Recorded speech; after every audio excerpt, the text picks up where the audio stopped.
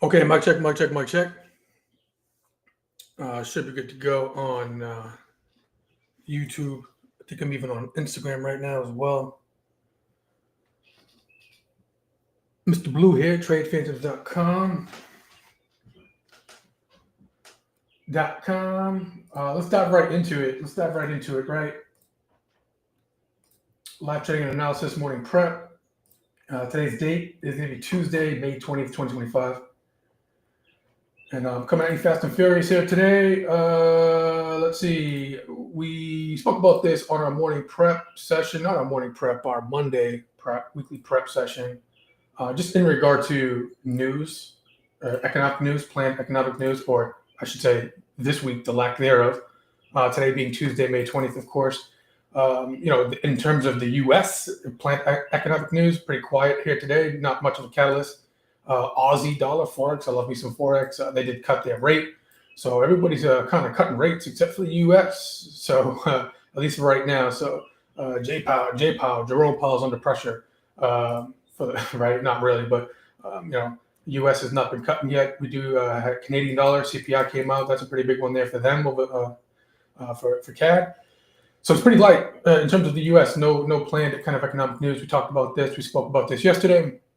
So of course, as always, though, we want to make sure over the weekend or Friday, Moody's cut the credit rating for U.S. So that wasn't quote unquote like planned. So as always, we're living in this world right now where anything could happen, kind of at any moment, right? But we're pretty quiet right now in terms of news. So that's noteworthy there. Let me just bring this up really briefly in regard to this document here that I bring up every kind of morning, no matter what, and that's going to be in regard to institutional demand and supply backdrop, the main focus of the strategy with Phantoms, top-down approach, multiple time frame analysis. You're going to see a lot of orange, yellows, and blue color codes in that for the new folks. Welcome to the channel if you're just stopping by. Right, orange has to do with the monthly time frame association. Right, weekly is going to be yellow color code. Okay, and then daily is blue. This is kind of just how I outline my charts. Okay, so you know kind of what time frames you're looking at. All right, quick little checklist for your trade plan, etc. Bullish candlesticks, right? Location being most important. There's a bunch of fancy names, but how to put this all together is what's key. And we have bearish candlesticks, location being most important as well. A bunch of fancy names, looking for these in supply in the context of downtrend, so on and so forth. All right, well, I did add this kind of a fundamental truth with Mark Douglas, Trading the Zone. That's the GOAT book right there. Trading the Zone. Make sure you read that book. It's the Bible. It's the trading Bible there, right? So super key there. All right, anything can happen. You don't know what's going to happen next. In order to make money, random distribution between wins and losses for a defined edge. Okay, an edge is nothing more than an indicator of high probability one thing happening over the other. Every moment in the market is unique. Okay, we get the liquidity map here as well. We usually park that over here. Too much to explain right now regarding this, but usually I'll bring this up once or twice to get some reference point there. All right, that said, let's go over into futures. Okay, I'm going to start off here with the major four indexes. This is Thinkorswim here, and I have the S&P futures on a daily time frame upper left. NASDAQ futures upper right, daily time frame. Dow Jones lower left here, followed by the Russell 2000 small caps on the bottom right. Pop up in the daily time frame of S&P futures, and kind of zone back. If you are a viewer of the channel, we trade. I trade. With folks. For almost every day at this point, right? Or touch point with the Phantoms group for the most part, almost every day these days. But so I'm not going to go all the way back here. All right, I'm going to zoom in. I'm going to zoom in over here to the right hand side for a moment. But just to be brief, short and sweet, I'm going to be looking at that 6,000 price point in the S&P futures. Okay, well, actually, let me just zoom in first. I should do that first, right? So here we are. Today's Tuesday. Okay, 5:20. Yesterday was a nice little day. Don't get me wrong. We had we did have a gap down. We had a gap down on the SPX and the SPYs. All right, but then we just had a gap down, fade up, move up, right? So this market's still just grinding higher, right? One of the biggest, fastest drops that we've had. Okay, one of the fastest kind of move ups, recovery that we had, right? S&P is almost like 3.5% off all-time highs. Kind of crazy, right? So much can change in just a matter of about 2 months, give or take, right? So, however, we're going to be put this into perspective, right? I want to make sure that we're mapping out, of course, institutional supply and demand levels. Okay, so the grind and the fade high continues, right? Yesterday, we put in a low here. Yesterday's high here, so you definitely want to reference that. Okay, we're going to map out our Globex highs and Globex lows, the overnight high, overnight low. Okay, we have a couple of levels that are already kind of mapped out. 58.80 down in here. We got this 58.85 down in here potentially, right? And so there's another little daily low right here. All right, I'm looking at this for a potential liquidity sweep. Okay, so you'll notice that when I go to the smaller time frames, you'll see some structure, right? Some impulse basing impulse down in or about these areas down in here. All right, and that said, we of course we can continue to go higher, right? We're kind of expecting that a little bit here. So if I look at the high for today, or this, overnight, I should say, comes in at about what 59.94 ish, 59.95 ish, give or take. Okay, so if I just remember that, right, 59.94 ish, and I kind of scroll back and look up and left, okay, and I kind of zoom in up here, okay, in regard to 59.94. Well, if I look above there, we have this 6,000, okay, nice even number, right, psychological number, if you will, okay, and the that's a daily high. We have another daily high right up in here as well, and that comes in at about 16, right, 6,016 handle. Okay. Now, if this level does get taken out in the S&P futures, okay, we have a little bit more of I would say a bit of it's a smaller time frame, but a fresher kind of drop, basing in a drop right up in here in the S&P futures. Call it 60.32, 60.35 up into the 60.55. Okay. So we're only about what 30 to 60 points away from that area up here. So in regard to the next level up higher, okay, I'll go to the SPY and the SPX. It's kind of a little bit cleaner, and we already have some levels kind of planned out for this. The March high, I'm going to get to that in a moment. Okay, so what you want to do to keep it short and sweet for right now is align what the futures market is doing, or the futures levels, right, demand supply levels, and line those up with what the SPX and the SPY is doing. Equivalent to the NASDAQ futures would be the QQQs. Okay, the NDX is the cash index for NASDAQ, but it's not liquid, so you got to be careful trading that. I traded that once or two times, and I got destroyed with spread. So the NDX, although I love the NASDAQ, it's hard to trade the NDX.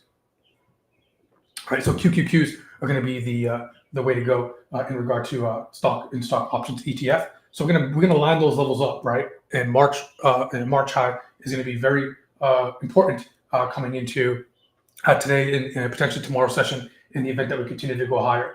Okay, that'll make more sense as I get to the SPYs and the Qs. So in short, just reference that 6,000 level on the S&P futures, and again, the 60.32, 60.55, which is the next level above current price. Okay, potentially. Okay, for what's called a G trap. All right, here's the lower levels. I'll go to the NASDAQ real quick, kind of keep pushing here, keep moving and grooving. NASDAQ, futures here. All right, yesterday's high, yesterday's low, put a pin on that. And we were talking about, how this market just still is, dropping down a little bit, breaking some daily lows, G-trapping, right, some shorts, and grinding higher, right? So, we'll see if that potentially continues. All right, however, as mentioned, that March high, NASDAQ is already above its March high. I'll show you all that in the Qs in a moment. Okay, but just keep it short and sweet. Yesterday's low is right here, called 21,100. Okay, we did have a couple of daily lows right in here. It kind of just swiped below a daily low.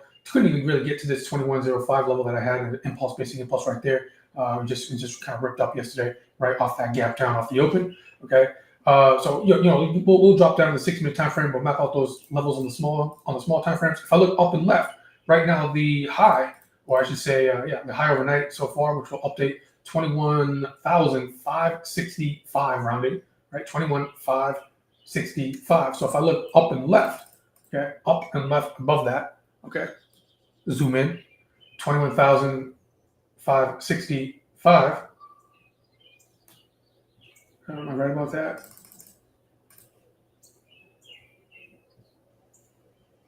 Yeah. 21,500. 560s, right? Yep, 21,560s, got it. 560, 21,560. So we're about like right here, right? 560s. Okay. Right here. So there is a bit of a drop-based drop right in here. Okay. Right. It's not a daily high or a weekly high or anything like that, what have you, but that comes in at 21,605, 21,670.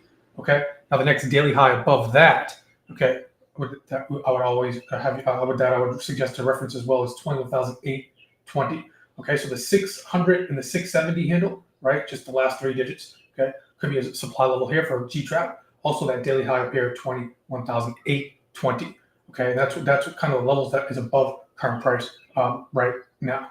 Okay, as we are, overnight high is the 560 handle, which is like right in here. Okay, so we kind of broke these little daily highs right up here. We did have a couple of little reactions off of this. Okay, right, and we dropped down off of them a little bit here. Okay, then again we picked up some demand. And then we chugged above this little level right here. So the next one here is going to be the 605, 670, and then the 2180, 800, 21,800, I should say. All right, I will drop down the smaller time frames here. All right, so this is the bring this back to the monthly, weekly, daily.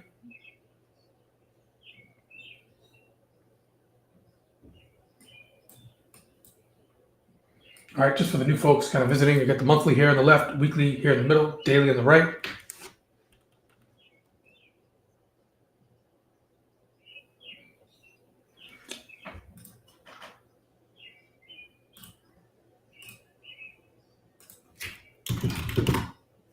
Hold on, folks.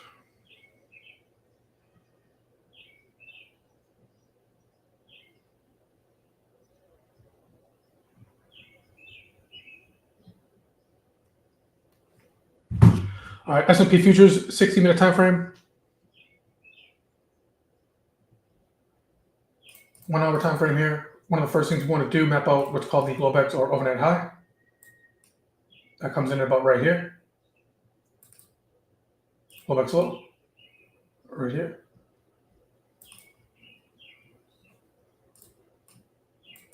All right, highlighted by these kind of light blue lines here. All right, so we did have some supply pair, right? Pull back. We've been grinding through it. We had a level of 59.77, which was kind of our last Friday's kind of high, right up in there. Kind of zoned down in on that. It's been sitting there for a little while. We pushed back down on Sunday evening, right? Moody's downgrade, whatever. The markets kind of took that overnight, at least down a little bit, right? SPY, SPX, Qs kind of gapped down. All right, but again, we couldn't even get down to this level right here. So we kind of just, this 5,900, again, even number, dropped down a little bit below it. Okay, psychological number here. And then all day yesterday, we just kind of like ripped up, just ripped back up and made a new high. Okay, so this market's relentless at the moment. For right now, though, basing here, and there's a Globex trap setup where we say, okay, if we break the Globex low, can we break lower? Do I have an institutional level demand below that? Okay, and of course we could, I'd be remiss not to at least put this on the dock here, 5,900. Okay, and I'll switch this line over into blue, or I should say green. Could be a G trap bullish. Okay, so we can reference that. Now another thing that I'm going to be also that I would mention too, in the event that we do kind of push down lower, okay, we break this level, we do have another drop basing in a rally right here. It was developed overnight, which is not the greatest. Okay, but that comes in at about 58.80. So again, I kind of went over the higher time frame from the daily just really briefly, and now I'm dropping down to the 60-minute time frame, right? So we'll see. For some of you aggressive traders, I was looking at something. I think there was a little something in here. This is a little bit more aggressive, but it's a bit more aggressive. But there's a couple of very small time frame here, so you got to be extremely careful here. But there is two little IBIs here, right below that G trap low, or I should say the Globex low, that blue line right there, 59.55. So this would be super aggressive, okay? But this market's fairly relentless right now. In the event that the VIX doesn't spike or anything crazy like that, you could potentially get some potential action here at this 59.40 handle for an aggressive G trap long.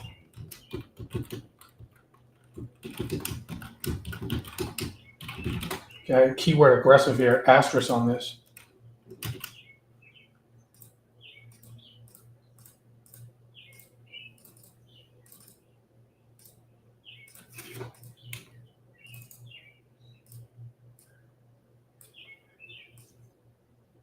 right? So fairly aggressive there. Yeah, I call it the 40 to 30 handle, give or take. There's a little baby kind of a IBI right in there, okay? Because this market just ripped up, just rally, just grinded up all day yesterday with VIX down, okay? Even off the back of quote unquote bad news coming out of the downgrade of U.S. debt, right? So yeah, so that that could be a bit of a play there, okay? Of course, the better ones would be lower on the higher time frames, lower. Okay, again, referencing that 6,000 level and that 6,030. Okay, if you go up and left, you'll see some top base drop up in there as well. Okay, and right now we kind of hovering at or around as VWAP here. Right, we've been below VWAP for that white dash line. We've been below VWAP for most of the time overnight for right now. But we'll see how this market's going to potentially open up. Okay, and we could easily continue to potentially grind it and fade higher. And I'm looking at that March high, which I'm going to reference in a moment when I go over the SPX and SPYs. Let me go to NASDAQ real quick. Good morning, good morning. Oh, David, Super Dave, I got to reach out to you, brother. I got to reach out to you. I've been busy lately, man. I don't want to be too personal on the internet, but I'm dealing with some real estate stuff, moving and all that kind of stuff. So that thing got my time. I barely have time, and it's taking my time. Any little time that I have, it's taking my time, brother. It's almost kind of cleared though, but I didn't forget about you, man.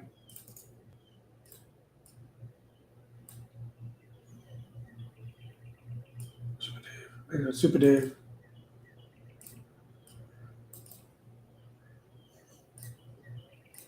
All right, so you can see Nasdaq again. It swiped below daily low, Sunday evening, right? Picked up right. Couldn't even get to this little basic impulse right here. Have positive CFG pop up. Okay, go back to high, go back to low. We already referenced kind of the supply levels above there. All right, there goes that 21,471 is a G trap short supply. Again, we came into it, we dropped. We came into it twice, we dropped a little bit. Came into it a third time, we dropped. And you can see now this is like the fifth time here. Okay, so we're kind of grinding up. So this could just be a rally. It could be a basing. This could just be one major base and continuation rally. Okay, so we have to be courteous of that. However, if we do drop down, we got this daily low, which was yesterday's low in futures, 21,111,111, right? So exaggeration, chill out. But we can reference that 21,050. There's a little IBI right below there as well, weekly level. So you want to reference that for aggressive traders. Let me see. There's a little bit of an IBI right below the Globex trap. If you can see this here, again, this is going to be aggressive. Okay, right below that G trap low. Or I'm sorry, it says the same thing. The Globex low, G trap long, super aggressive. So be extremely careful with this. I'll keep that gray. Make a note, and we'll move on. It's 9:06. We got a lot of things to cover here. This is futures. So aggressive long.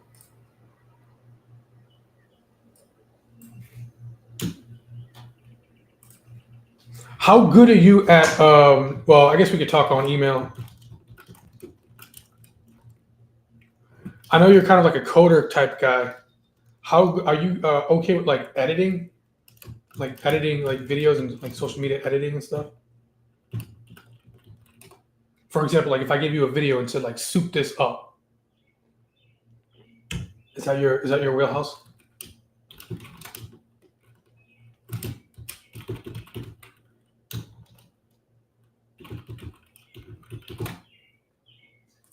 Aggressive G-trap long here. Be extremely careful with this one. I'm almost don't even want to put it on the board here, but could be a little sneaky G-trap here this morning. Okay, 21,350 handle, give or take. A little IBI right below that Globex low. Doesn't look like much, but this market's just been sifting out quick little G-traps there. All right, gold. We kind of went over gold. Love gold. Futures.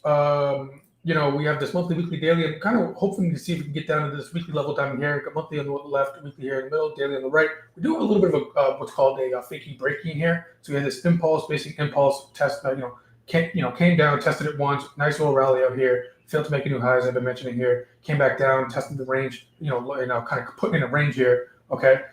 Second kind of time back here, kind of broke a little bit here, right? And I was mentioning how there's like stop loss fishes right here. Okay, we even took a little bit of a small trade right here, day trade, like in on the 31.80, took a little bounce out, and I'll stop loss put break even. Eventually got stopped out, swiped, but what this is kind of forming here, and I mentioned this yesterday in our Monday prep session, is if I take this candle here, it's kind of formulating on the daily time frame on the right hand side here, a bit of a fakey breaky. Okay, so if I take this candle, it's in a decent little location right there, right? So we had in regard to that red candle right there. Okay, we had what's called an inside bar, and then it broke, right, and it closed right back inside. And so this is a bit of what's called a fakey breaky. Okay, and it's in a decent little location. Don't get me wrong, right? Is there better demand zones lower down here? Indeed. Okay, I would say yes. However, that this could be, right now we're inside bar, inside bar, inside bar. Gold still, bull overall. It could easily take a little bit of a pop up here. Okay, now that's not what is it called? It didn't trigger yet, right? It needs to break the mother bar, right? It needs to break what's called the mother bar. So the 5/14, May 14th date. Okay, that daily high right there, that daily low right there. Okay, this was an inside bar, fakey breaky, came back in, and it's back inside the mother bar of 5/14 in terms of the date. So we need to break that. Okay, you want to see some closes, get some closes above here and back above that 20-period moving average as well as some confluence. Okay, because that gold can easily just take a quick little pop right back up with the residual momentum that it has. Okay, however, don't get me wrong. Okay, we could, which I'm kind of hoping, selfishly so, that we kind of come lower down into these weeklies and monthly levels. And I could, we can build, we could build kind of a longer term, swing trade, longer term portfolio trades as well, right? In regard to GLD, which is the ETF for said gold. Okay. Okay, so let's move on. It's 9:10, and we got 20 minutes before the market opens. So one of the things I'm going to check really briefly here is going to be the VIX, super important volatility index of the S&P 500.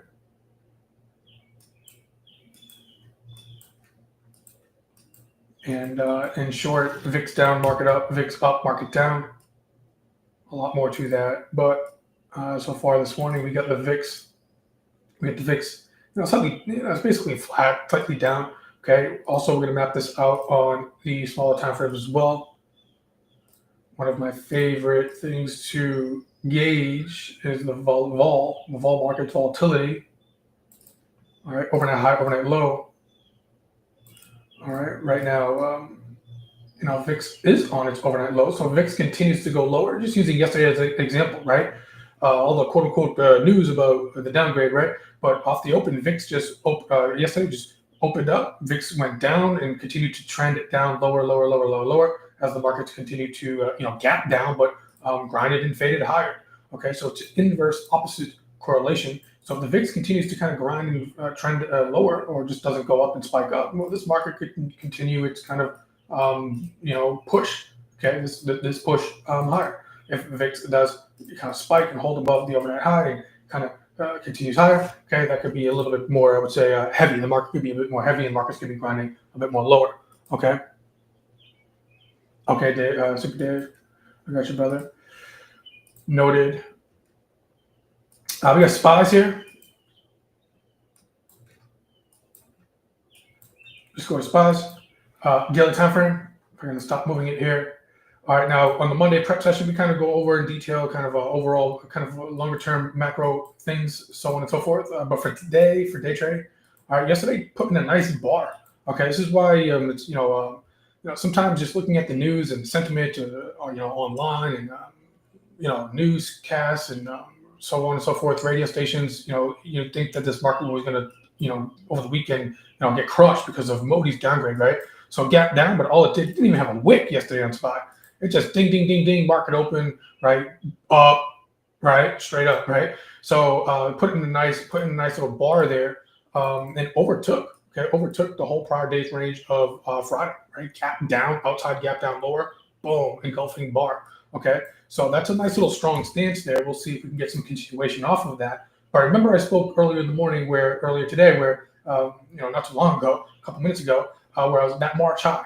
Okay, so this is a March month. If I can bring your attention just really briefly, don't want to spend too much time here, but if I put the monthly time frame here on the left, my favorite time frame on the planet is the monthly time frame. Okay, because that's where the big banks, institutions, accumulate, distribute, do massive liquidity sweeps, so on and so forth. So one of the things in regard to that, one of the things I'm looking for is a hit point. Okay, even for today, maybe even into tomorrow. Options expiration is done for the monthlies. We got VIX expiration this week. So the point is, anyways, I don't want to get too crazy there, but 597.34 on spot is March's high. Okay, I don't have enough time to explain what a liquidity sweep is. Okay, but I could see them sifting out and through this March's high.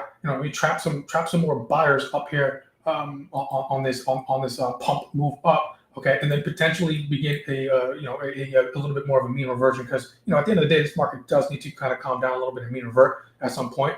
Okay, so we had planned. I'm not going to go into it right now, but we had planned a couple of levels. Okay, and got some options in regard to this level, and I have this kind of upside down triangle here, if you will, which is what's called pyramid position sizing into a supply level. Okay, too much on that for right now. Okay, we spent hours on this yesterday. Okay, but keep it long, keep it short and sweet. In the event that we do get up into this March high here, okay, if you're long, okay, I would suggest you take some profits, okay, and book some longs, book those gains, okay, and we can also potentially look for a potential what's called a front side entry short, okay, a front side entry short for a mean reversion, okay. So that hit point right there is 597.34 in spots. If I give that to you in SPX, my favorite thing on the planet, that March high is going to be 59.86. Okay, 59.86. March's high, potential liquidity sweep marked out at that kind of like level A right there. We do have a couple of daily highs right above there too for some liquidity sweeping, 5,994. That 6,000 handle on SPX. So I wouldn't be surprised if if the March's high 59.86 to 6,000. That's only 14 points. Okay, it seems like a massive level right here, but it's only 14 points. That's nothing in the SPX. So, in the event that we could potentially get up there into today, again, book some gains on longs, I would suggest, humble suggestion. Okay, and then we can maybe begin into some front-side entry shorts. Okay, kind of locking in some VIX at lower levels as well. Okay, so short maybe some S&P futures on some G traps higher. Okay, buy some potentially some SPY puts. Okay, so on and so forth. Right, right. Also, too, noted. This just came out, I think yesterday, retail traders bought record-breaking like $4.1 billion of stocks yesterday, being the 19th, right? And retail traders are typically super late. So, just be careful with that, right? A lot of times, when retail kind of dumps in at a very high rate, Wall Street will kind of say, okay, time to kind of like wash them out. So, again, things are starting to line up a little bit up here where just be careful. Just be careful. Okay. If I want to buy, I don't want to be buying highs, daily highs, March's highs. Okay. I train my folks in Phantoms to be patient. I know even if you're feeling kind of FOMO here, fear of missing out, because we had one of the fastest drops in history and one of the fastest recoveries in history. All right, you got to stay disciplined. You got to stay logical. Right. Don't get trapped. Okay. FOMO will get to you. Okay, wait. Yes, okay, if I'm bullish this market, I'm not going to be buying highs. Okay, wait for pullbacks. Okay, the question is, okay, well, Mr. Blue, why is that going to happen? Or relax, wait. Okay, this business is not a sprint; it is a marathon. Okay, so you will get paid by waiting and executing properly, and not being disciplined, by not being paid. Okay, by not being patient, not being disciplined, and then throwing in the white towel and just doing something that probably know you shouldn't be doing in the back of your mind. Steve Hewitt, it's crazy, right? It's crazy. Yeah, exactly. 14-year-old taught graphic editing. It's crazy. I see some of these videos online and I'm like, what's going on? How are they doing this, man? But it's crazy. All right, so that's SPYs, SPX. One quick thing here too that I'll make a note of. So we're kind of gapping down just a little bit, nothing too crazy here. All right. 0.16%, nothing.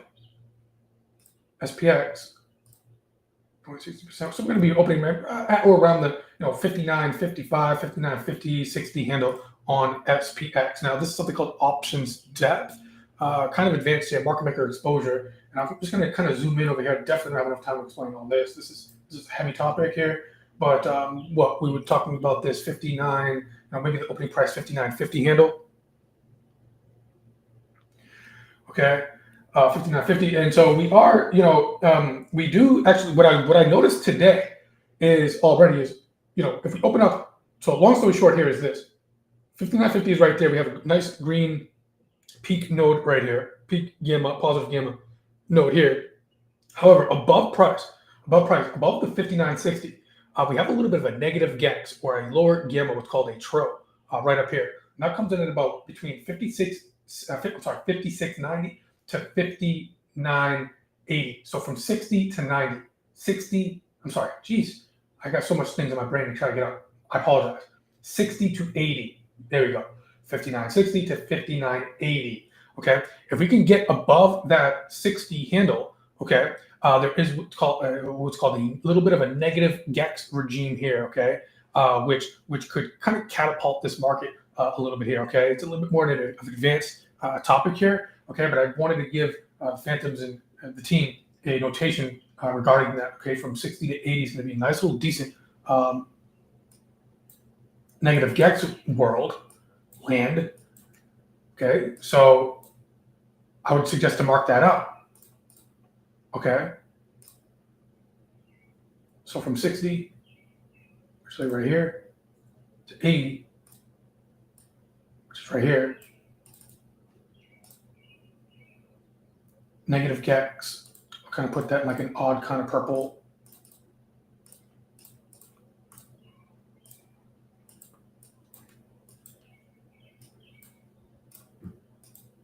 Okay, so super interesting there.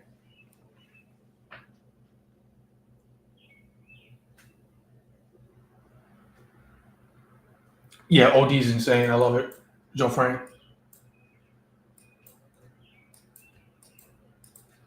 Every time I read more and more about it and get more better at it, it just gets better and better. I love it. So those guys did a beautiful job with that product. But you gotta know how GEX works though. You gotta know how GEX works overall. So it's a bit of a learning curve there. But once you get it, you set yourself apart from the average Joe, right? QQQs, side gap down, no big deal. In regard to the gap, I do have a little sneaky level that we kind of look at on the Qs, 524 half into the 525 half as well, right? A little bit of a bear trap there. I'm sorry, bull trap, little sneaky trap. All right, and then there's a weekly high up here, daily high as well, but it's a weekly high as well, 529. So again, we have some stuff above here. And again, one of the things that we look for is, sometimes the market will turn like not so obvious levels here, right? So I don't have enough time for that right now. The market's going to be opening. I want to give you all some more tickers here. All right, but just make sure you map out the levels. Okay, yesterday's high, yesterday's low. Nice little bullish candle close yesterday. We'll see if we can kind of, get another push. Okay, now March high is right here for Nasdaq QQQs here. And I already punched higher because tech kind of is taking a little bit of the driver's seat here over the past rally that we've had over the last month and a half. So, okay, I would say month, give or take. Okay, let me see. Gold, we already kind of covered that a little bit on gold futures. So, last week's high, last week's low, we could have a little bit of a pump here. Okay, if gold does go, but it hasn't broken the mother bar yet. However, if we do break lower, I got this level down in here that I know it's kind of an ugly chart right now. Forgive me, but this level down in here, level of control. So the 275, 265 area. In the event that gold does come down here, would be nice for some longer term and some swings. Okay, bonds, bond position. It's not going so well right now. Okay, right now, 8 minutes before the open, we had a discussion on this yesterday, being Monday, on our prep session. But I want to kind of get y'all some tickers here for today. But maybe later I could talk a little bit more about that. Okay, long like TLT, but that credit rating drop was not great for bonds. But there's a whole thing regarding that with yields. Apple, just going to kind of a daily time frame here for gaps.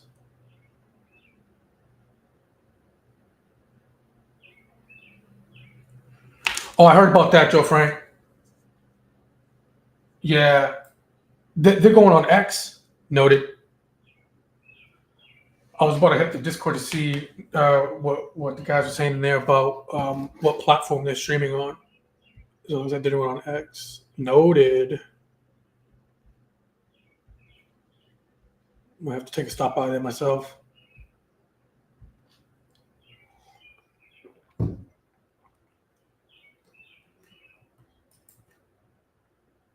All right, cool. Apple, be careful with Apple here. It's, you know, if I were to put kind of the weekly to the left,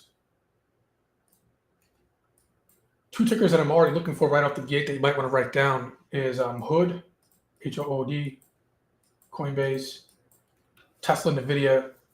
Those are kind of at the top of my list at the moment, just to give that to y'all real quick. All right. In regard to Apple, be careful. We got super pinched here, right? Super pinched here. Crazy kind of, you know, it's just pinched. So just be careful with Apple. Like that's smack in the middle. Might not even be worth our time in regard to day trading. Amazon, slight gap down. Okay. It's kind of starting to fill its gap a little bit from the tariff deal with China, U.S., right? So it had a little bit of relative strength, but it's a little tricky right now. But as far as a day trade, slight gap down, there might be a little bit more better setups than, say, Amazon. You're going to get the weekly on the left, getting the right. AVGO has been a monster. All right, relative strength for sure, kind of leading some of the semiconductors out here. Okay, yesterday put in a nice little bar. Okay, gap down, faded up, and we got a pairless line here, so back up. So, you know, if AVGO, you know, has some massive momentum. Now we are at a level of supply. Don't get me wrong. Okay, we are at a weekly level of supply. Wanted to see if we can punch up above this temporary high. So there could be some potential momentum going through here. It's like gap lower. So intraday, this would have to prove to us that it could potentially go higher again. The AVG Broadcom is relative strength, right? So some people think that okay, oh, it's strong, but that means it has to come down, right? Because that's supply, but relative strength stays typically relative strong. And so try not to get in front of that so much. It's kind of a hard trade to do. Google, if this thing stays kind of gap above here, could be pretty decent. Google's starting to be a little bit of a squeeze here for on the weekly time frames. It's starting to set up a little bit here. It's been quite rangy, right? Hasn't really been participating as much in the rally as other mega cap or FANG. Okay, so something to look at here. Google's a little sneaky. Okay, Google's been sneaky lately where it's like, hey, you're not looking at paying attention to me, you're not paying attention to me. Then all of a sudden, intraday, it'll set up, you know, just pop. Okay, you know, I missed a trade on Google over here. It was like one of the easiest trades ever. I was like looking at myself in the mirror, like, what is wrong with you, right? So it was like one of the easiest trades ever. So, you know, just keep that on the dock there. All right, Tesla, we've been trying to just work on these squeezes.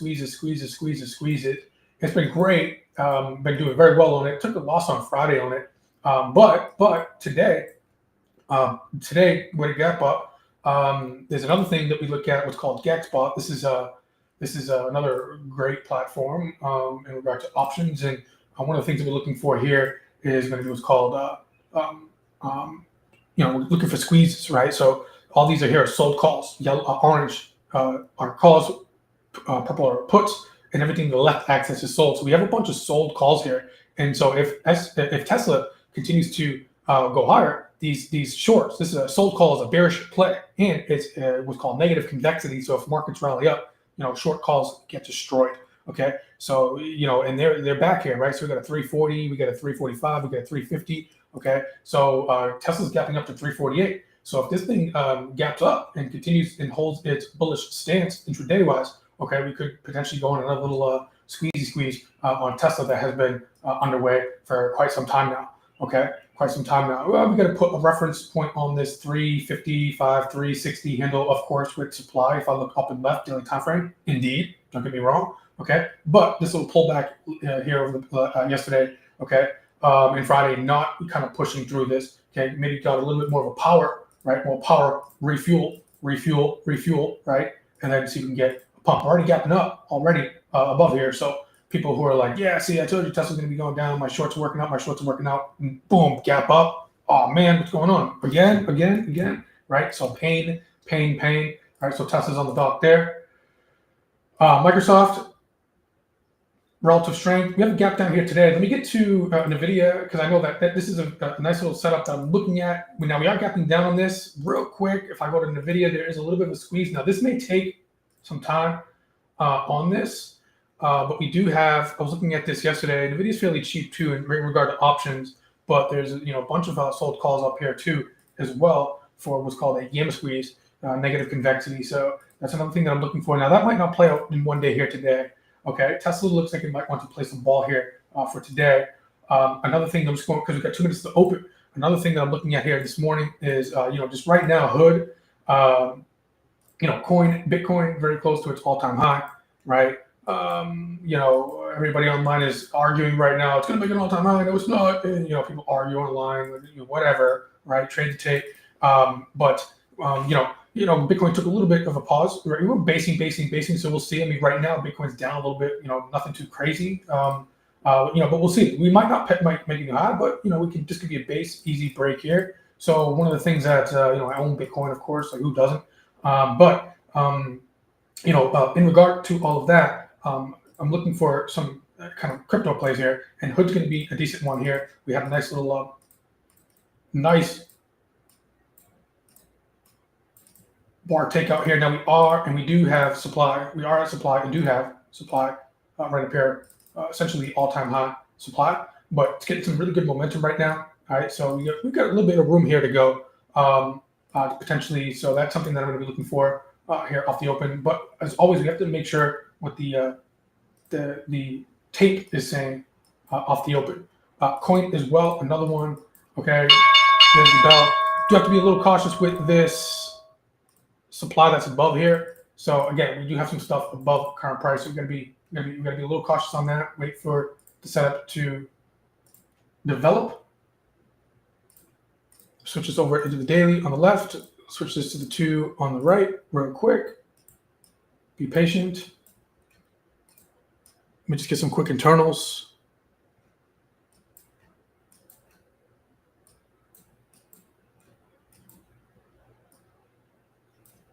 Really briefly. Oops, wrong one. All right, VIX. Keep an eye on that VIX.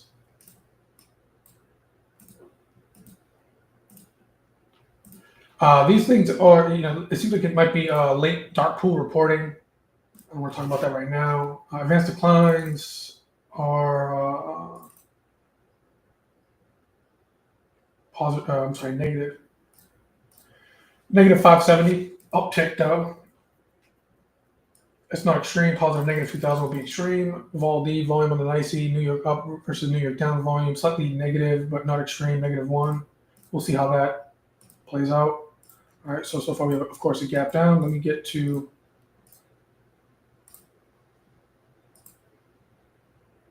options that remember that negative GEX above.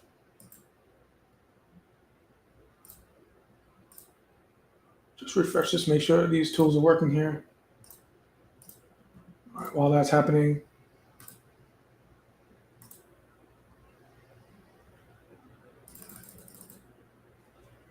all right, Tesla so far 1 minute in, give or take, 2 minute print.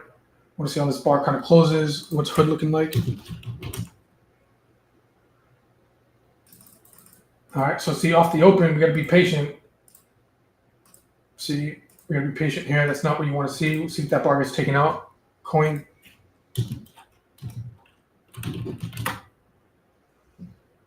Right, so intraday setup. Not what you want to see for those bulls there. All right, so it's violating the thesis there. All right, Tesla first 2 minute bar very early, but we're like Tesla would be better off that analysis versus hood and coin, at least for the moment. SMCI puts, you can potentially do that. We talked a little bit about that yesterday.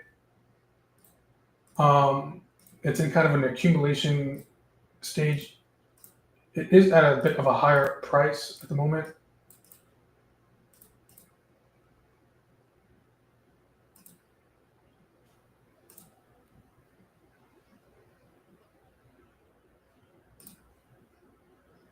All right, and Tesla's doing its thing here. All right, so I'm going to get long Tesla. It's already just ripped up a couple points there. This short squeeze. So long call Tesla here.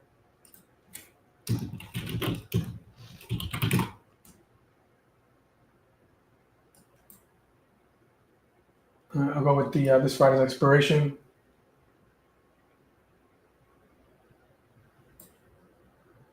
I'll pick up a 35 delta here. Maybe the what is this? The 565 strike. If you want to go a 30 delta, you can maybe pick up the 567 half strike. These options are going for about 535.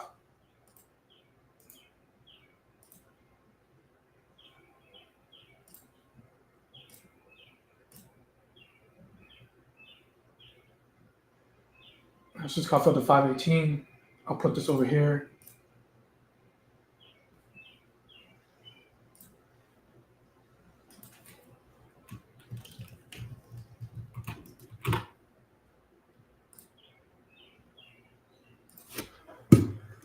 All right, long call Tessie.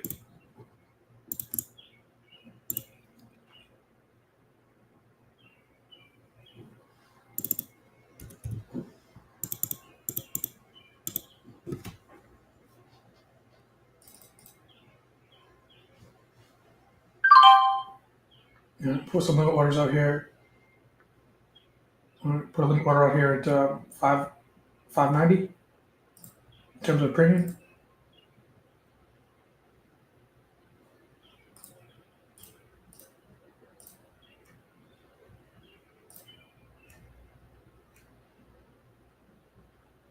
All right, one caveat here is we just snapped above last week's high, so we're seeing a little bit more of a push here.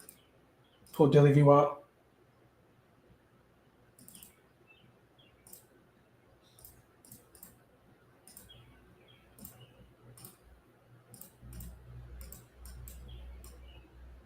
All right, market's a little heavy right now.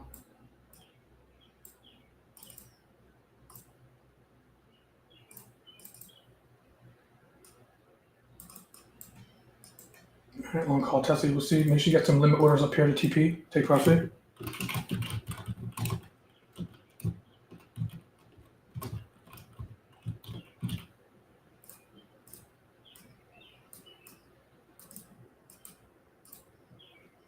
All right, spies. Want to see this options depth here? Yeah, that's the one caveat with Tesla right now at the moment. So if we get a quick little morning push, make sure you distribute accordingly.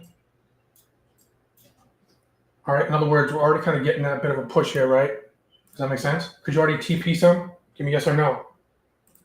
All right.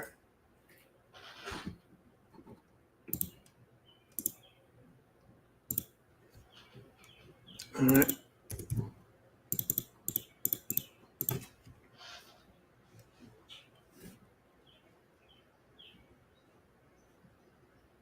All right. So be diligent there.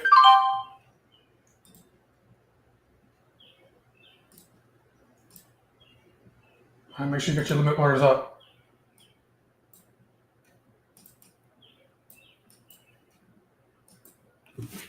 All right. You hear that? That's a TP a bit there. Just a quick little scalp here for the morning.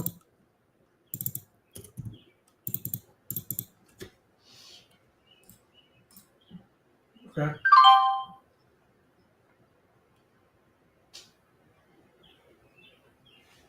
Make sure you get some there.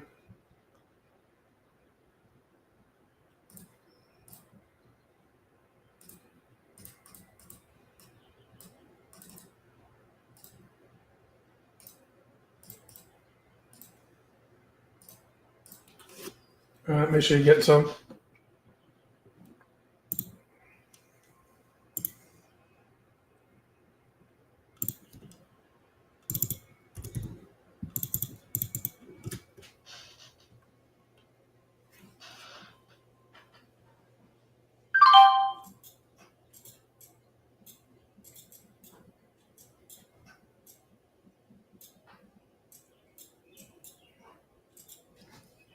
All right. TP.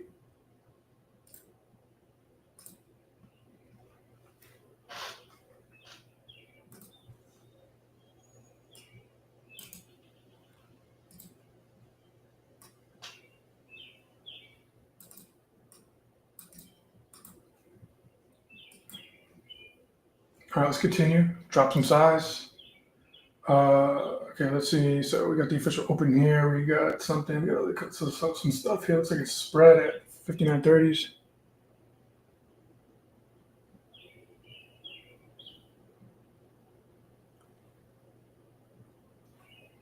All right, so let's head over on NVIDIA. There's NVIDIA doing its thing here.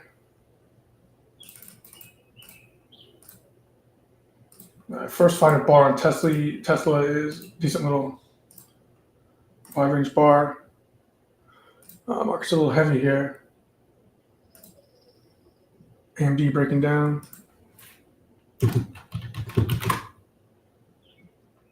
NVIDIA didn't give us what we want to see for the setup there.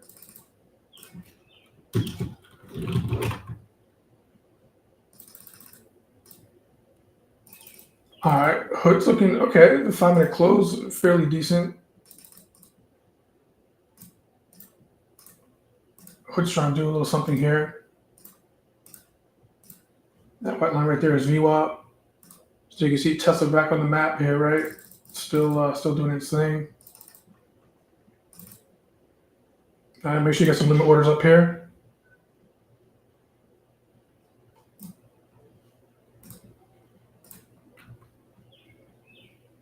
Okay.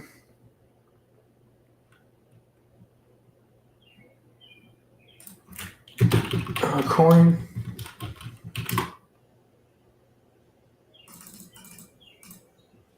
Sideways for right now.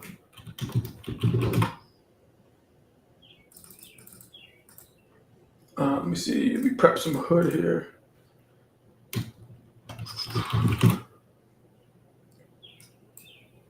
I'm gonna unload a little more Tesla here.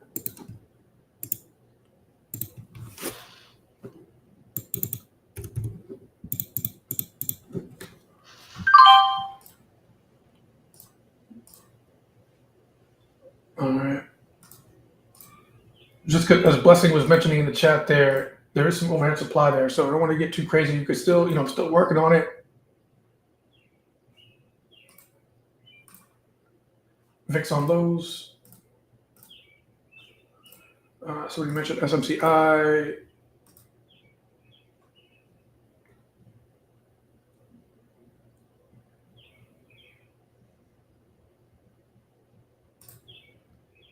You can stop out, break even, or get out of Tesla if you don't feel comfortable there. All right, that bar is a nasty bar coming in. Just cut my runner there. All right, that's why I was aggressively taking some profit. Shout out Blessing. She always blesses us.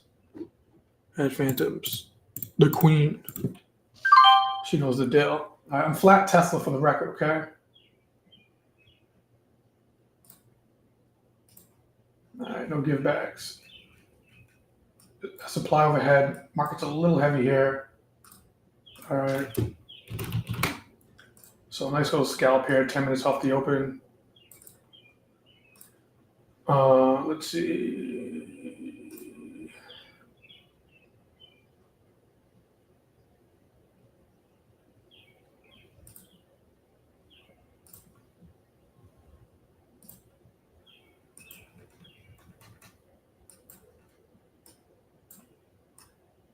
SMC has been like weird, but yeah, it's closer to supply. It's breaking yesterday's low, so interesting there.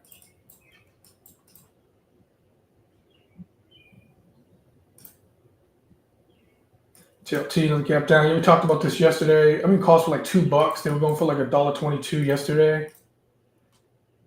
Yeah, I personally priced out to lose total premium on that $2. They're going for here $1, so they're down about like what 50%. These are September 19th expiration, so Moody's kind of messed that up. But if you want to get out, get out. If you don't feel comfortable, you want to take $1 loss, you don't feel comfortable, it's fine. Just get out, right? I own some bonds and things like that. But it's a decent. I get the whole bad news and things like that. But bond yields are up. So if you kind of wanted to lock in, the question is people going to like actually buy U.S. debt? Let's see, GLD, my man Sean Callahan.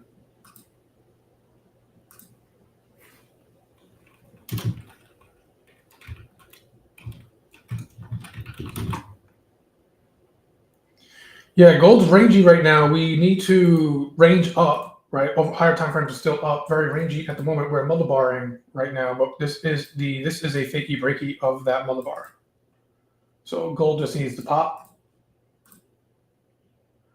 right? Monthly, weekly, daily. We got inside bar, fakey, breaky, close in. So it might be decent. We need to pop though, right? We've got inside bar for like couple. Right, this is a fakey breaky, but back in the mother. So like 1, 2, 3, 4, 5 days, give or take. Now I'm on like a 1 hour time frame, so you can see the range here, right? Kind of a bit of an upper range here. This is the upper echelon of the mother bar. This is the lower range of the mother bar, right? And then there is the fakey breaky.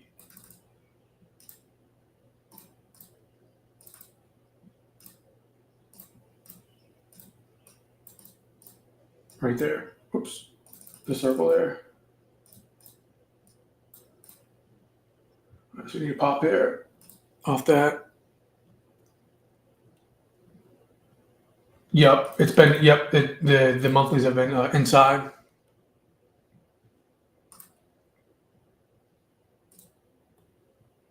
Could potentially be an inside bar close.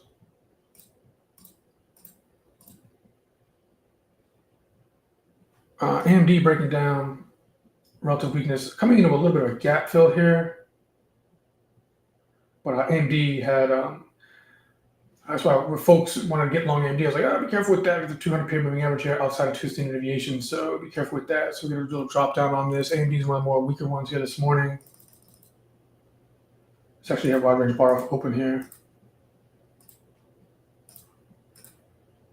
A little bit late to that though. Don't want to get in on the gap fill down here on bearish. I don't want to get bearish into this gap fill. That might not be ideal. Let's see.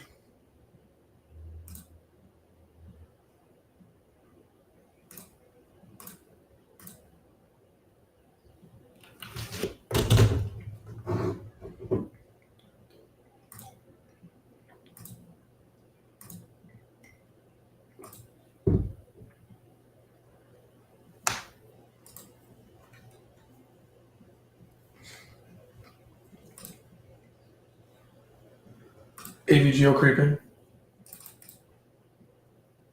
Mid-range from yesterday. That's the thing. You notice, folks, a lot of things are coming into supplies, right? Supply levels on high time frames. So that's what I'm saying. Just gotta be a little careful with these bullish longs here, even on indexes. JP Morg's.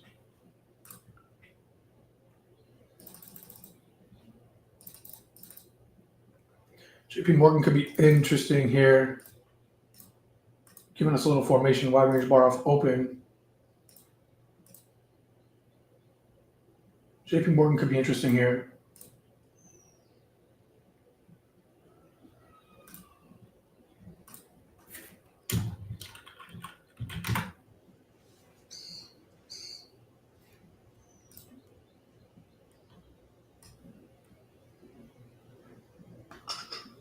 SPY trying to break down a little bit there.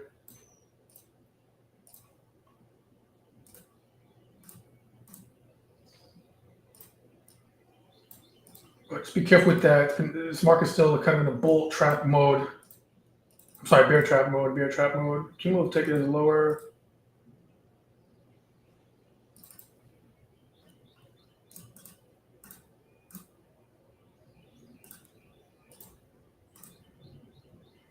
JP Morgan showing a little bit of relative strength. If SPYs do catch some kind of bid, this might be able to go here a little bit here. But if you want to pick up the 267.5 for a day trade here, they're going for about $1.39. Nothing too crazy. All right, but we could also wait for a positive COG close in the 5-minute here, which hasn't done that yet, right? So you be patient on that.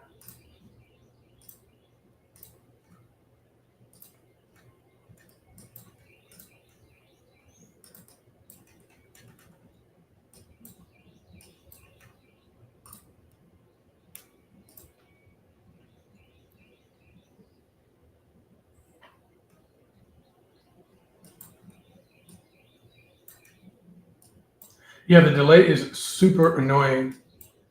Fortunately, anytime you restream multiple platforms, there's going to be a delay there. It's annoying. I get it. It's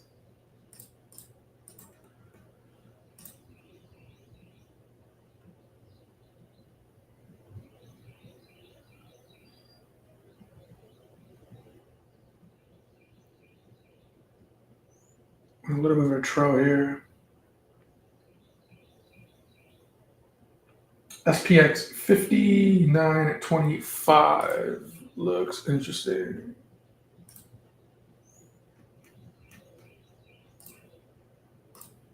NVIDIA squeeze not happening yet. If it is going to.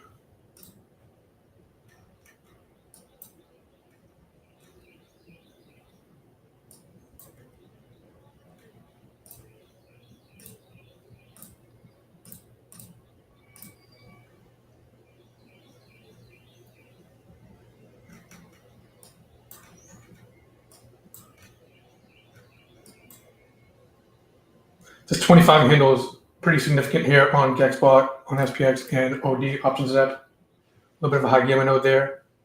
So there could be a little bit more room to go on the on SPY's SPX lower. There's an impulse a little bit left here from yesterday, but it's not super strong here at all by any stretch of the means.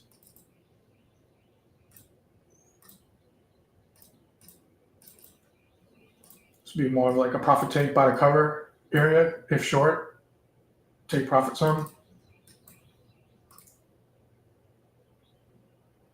Could give out this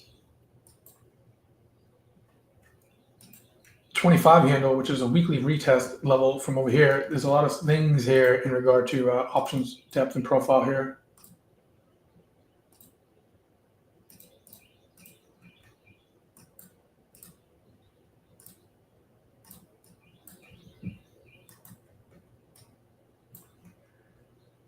I want to see if that negative Gex is still at the 1680 handle. So this 25 handle on SPX could be a little bit of a trap. I want to see what that looks like on the futures. I think there's like a 10 to 15 second delay on this thing here, on like the restream stuff. I'm on YouTube and Instagram at the same time here. Instagram, nobody comes though, man. I'm about to cut that out, man. Nobody comes on IG, man. It's all good. Right, so remember that aggressive, super aggressive G trap that kind of planned out in the morning there. Futures kind of a 40 handle, 35 handle, 59s, 59.30, 59.40. 35 handle right in here.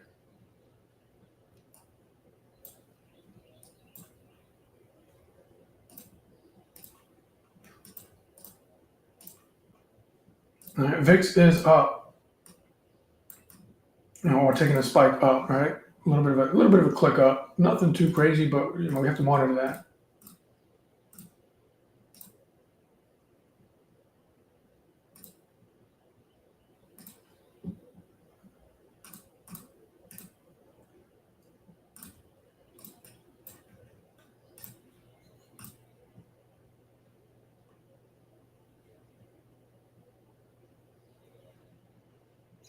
So interesting. Again, that 60 to 80 is decent. If you wanted to take an aggressive long off this IBI, which is already kind of triggering off here,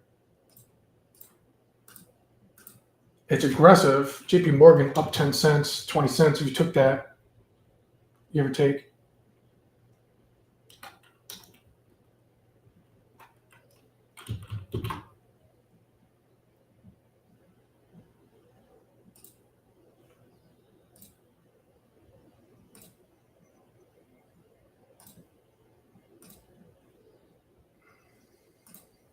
Come on, take this one.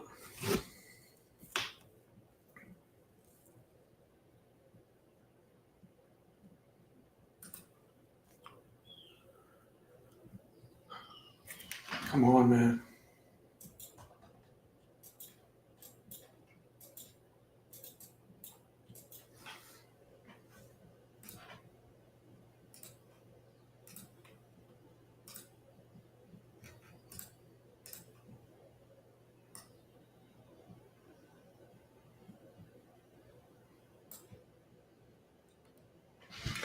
For example, if you wanted to grab like a 59.80 strike call on SPX, which seems like it's kind of up there, it's going for about 280 right now, 270.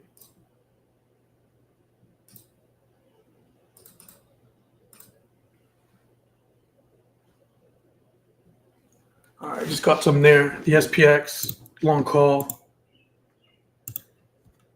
The 30-minute IBI tag was decent. It wasn't the greatest in the world there, but we're taking a nice little bounce off that.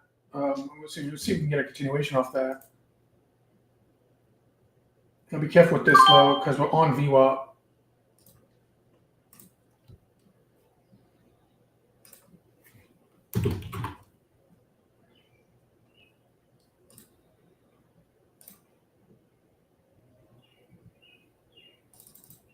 All right, we're going for about like $1.55 down here, so we gotta be a little careful with this one. But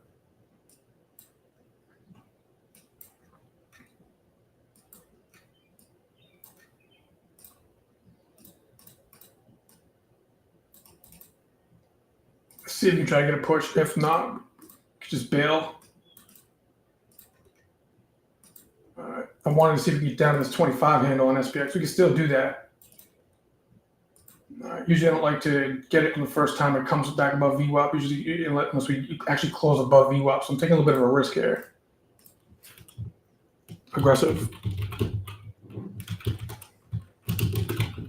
One call, so we gotta be careful with this one. All right. Ideally, you want to see VIX kind of calm down. VIX calm down a little bit there. But we'll see.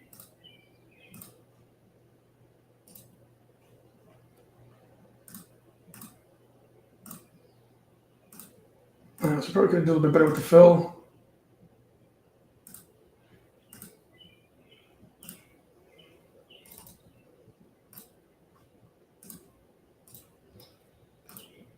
That's aggressive.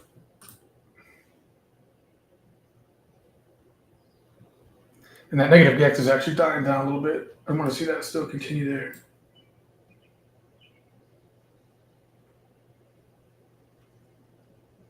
Just trying to find pockets. About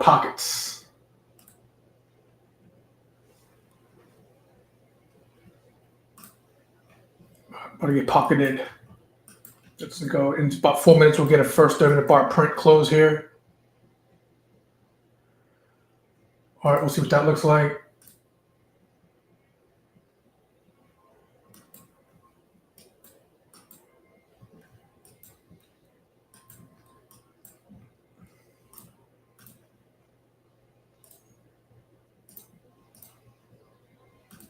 JP Morgan did its thing. Looks like.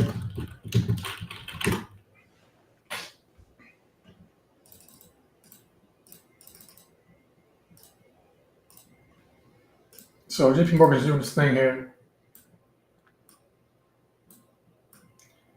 Positive COG close here. Some go fall through. Anybody grab that?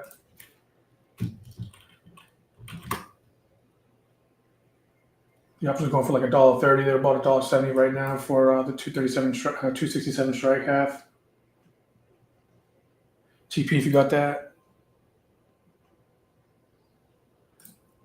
GLD moving gold.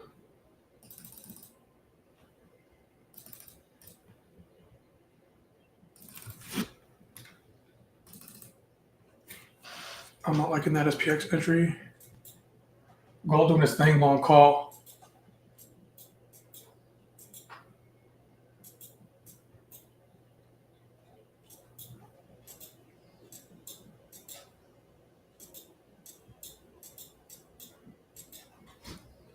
Yeah, gold doing this thing here.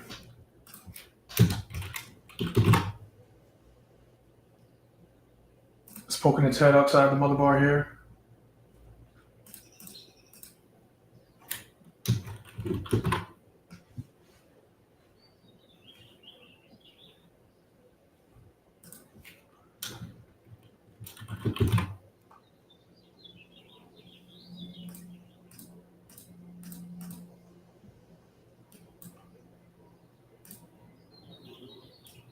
So even if you want to take a quick day trade, Lesson called this out beautifully.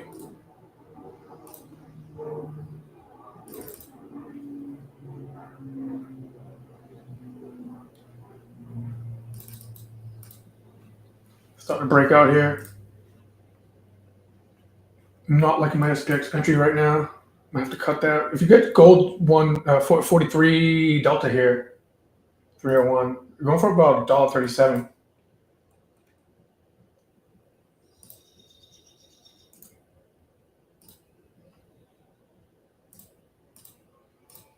Now pick up some gold. Let me see. Just to see if we get a breakout here.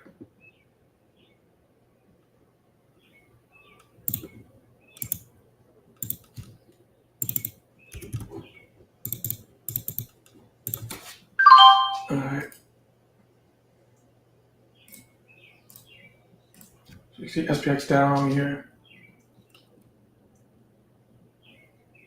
I'm just gonna put a stop loss on this at a $1.40 on premium. If I'm wrong on this. So kind of a late entry impulse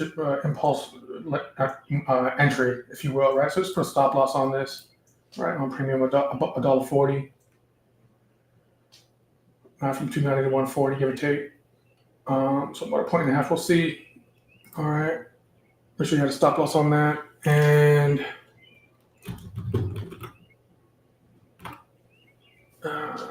just picked up some gold, and this thing already just popped.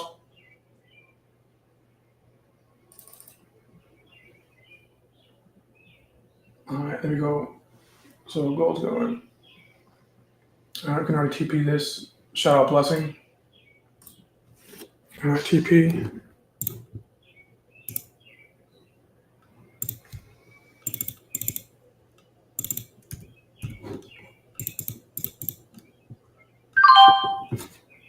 All right, so that's gold.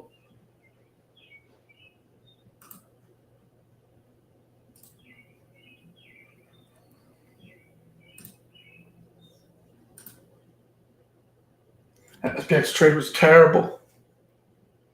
Right in the VWAP. No bueno. You gotta wait for it to clear.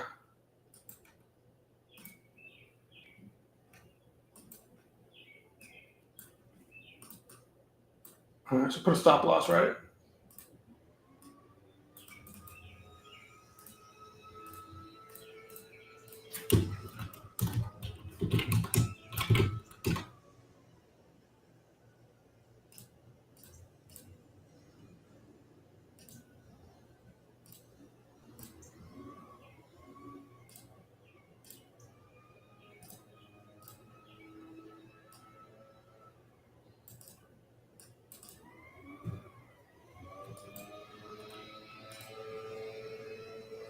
Yeah, not a bad idea, Dylan Pinsky.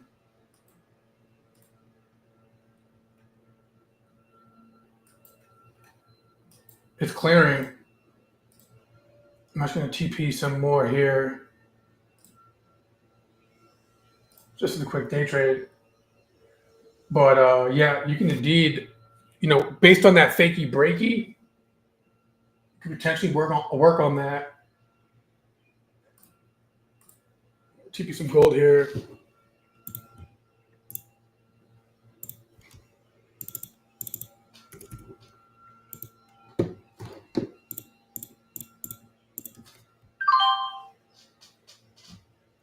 All right, I'm still in that SPX and didn't get taken out. Shout out blessing. She be blessing us. Nice.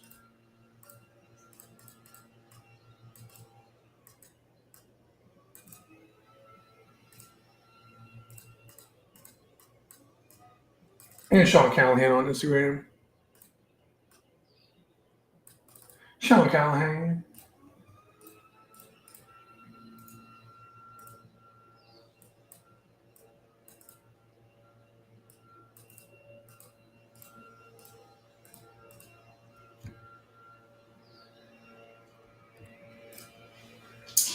But yeah, you go GLD, JP Morgan, number one. Missed that. Messing with the SPX.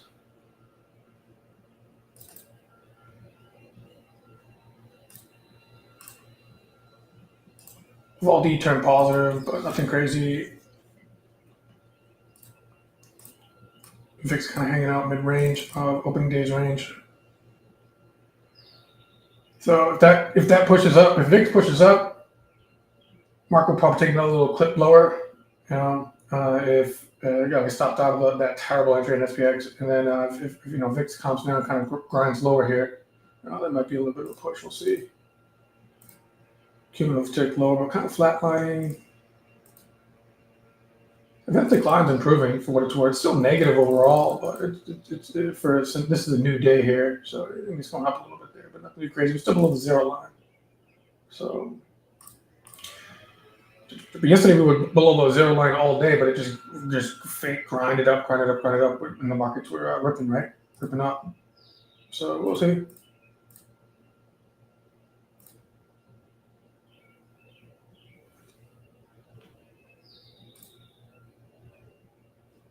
TP some more GLD here. Get it?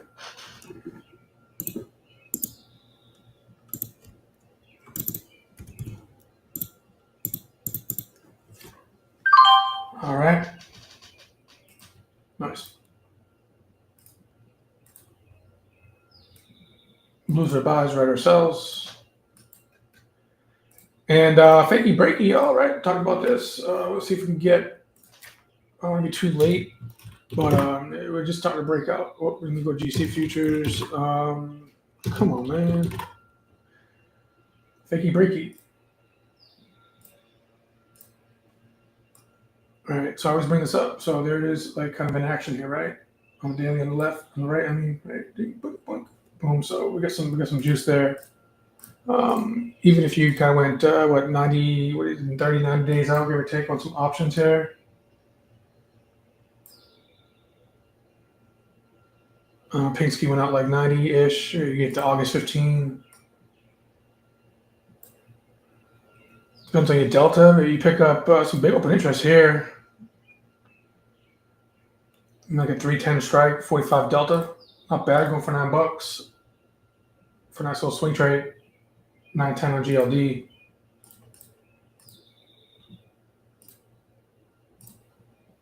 It's a 45 delta on a 90-day option. That's like right here.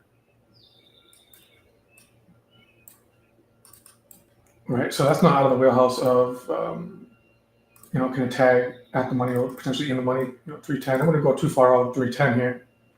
So it's going.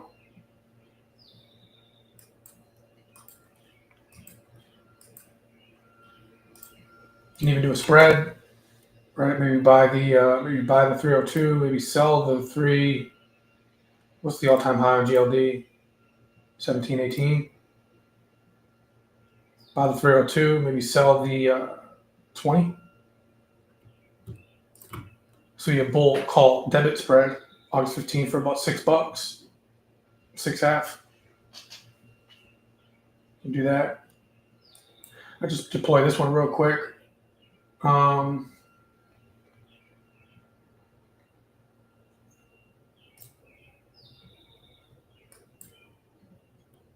Let me offset some theta. This one's actually not bad to do right here. Or I could do a diagonal. That's when I'm probably land on a diagonal where I'll pick up the August 15.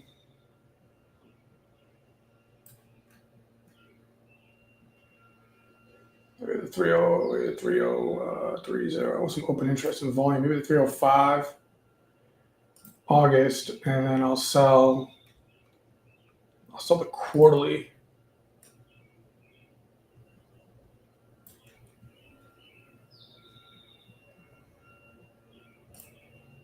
At 320, shave off about 810, right, 850. I might be doing this one right here. I'm going to do this diagonal.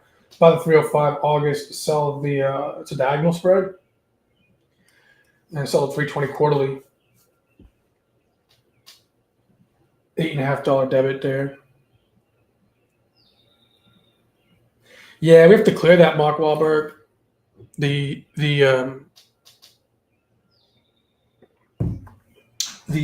millibar supply. We have to clear that.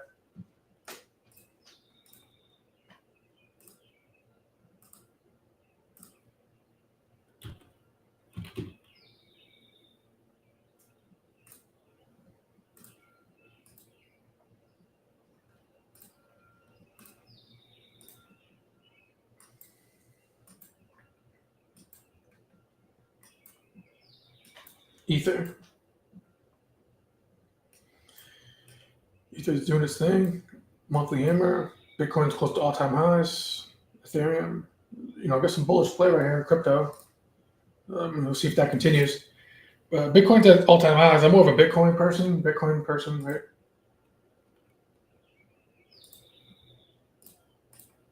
Let me grab some more GLD here, TP.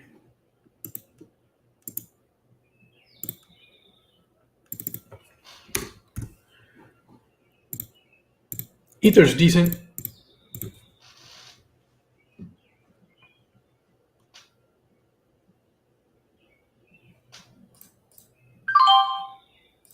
That's the GLD TP on day trade.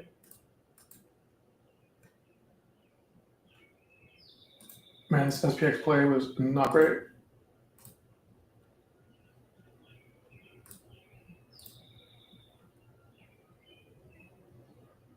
All right, about to get stopped on this. So I broke my rule.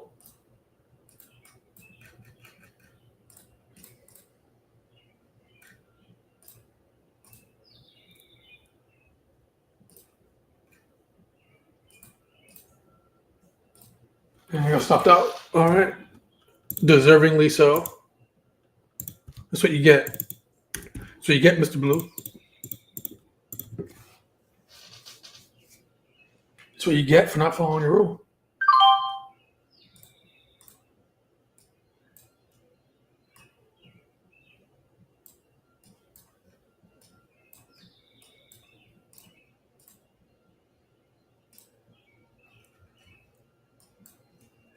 Yep, hit some gold supply. So TP, selling the exit.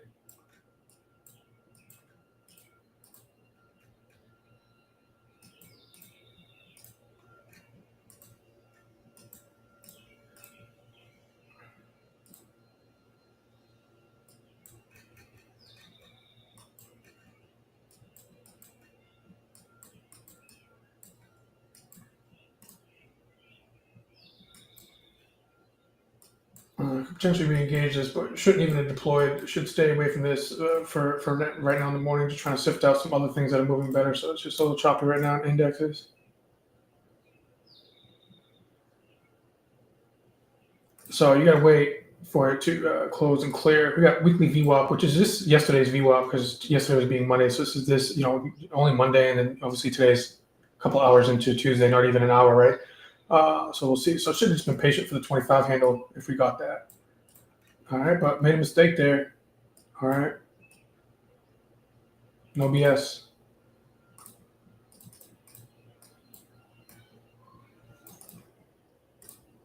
All right. Moving on. Loss.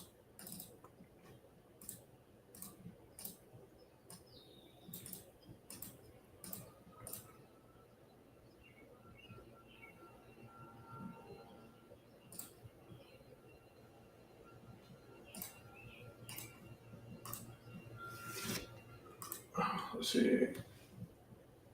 So just remember, folks. I know you guys traders might be looking at some like 4-hour supply in here, but remember, basing, right? Building power, breaking out. Okay, right. So you got some like small little 4-hour supply in here, right? But if you look at the monthly, the weekly, and the daily, up, drop, base, fakey, breaky, trap. Okay, anybody who's trying to short this thing is, they're like, no, what's it doing? No, go the other way. They're going to be short squeezed out. Okay, so yeah, you might be looking at some intraday 4-hour supply, what have you, right? Now we're selling, but we're selling to what? Exit, right? We're selling the exit. Now that you can see we have some supply up here. Indeed. Okay. Now, if you're shorting this, I mean, don't get me wrong, you could short this for a potential mean reversion. Don't get me wrong, right? So as we're long, you can TP. Okay. If you short this, you're going to get some momentum right now in the breakout. So, it could work out, right? Just be careful with that because we're on a fakey breaky kind of mother bar for like 2-3 days, what have you, 4 days, and we're breaking out a little bit there. So typically when it breaks out, you get a little bit more steam there or push, if you will. Okay. So just be careful with that. I don't want to talk you out of your plan or your short if that's the case, because we are taking some profit. Like we're selling, right? That's liquidity, right? So I always bring this up.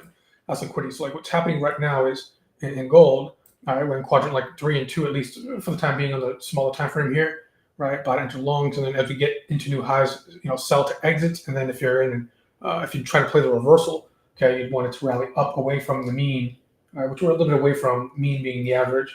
Okay, let it get up even more, even more, even more, and then potentially try to take mean reversion lower.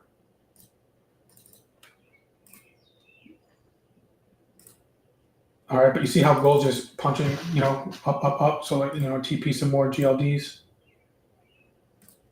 and some futures.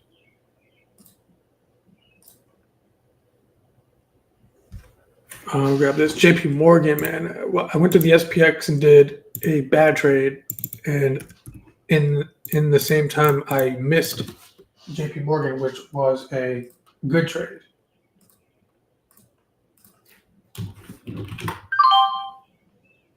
That's GLDTP.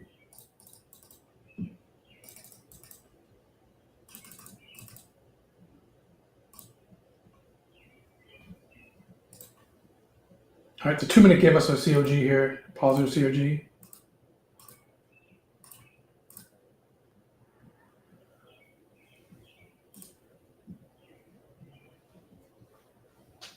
Let me see.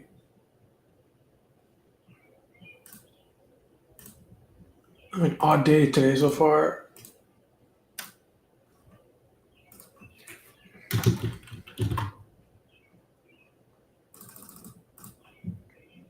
TP some gold, Tesla had the overhead supply. 30-minute bought print is in.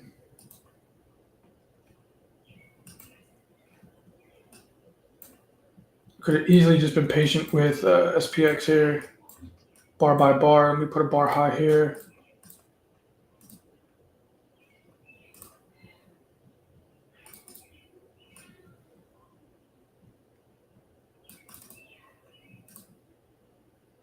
I got a loss to make up in SPX. No worries. That's my fave. But rookie move here. She's mad at me right now. SPX, that is. All right, 30-minute bar print. We'll see. We're just kind of sitting in this kind of tro here, which is odd right now.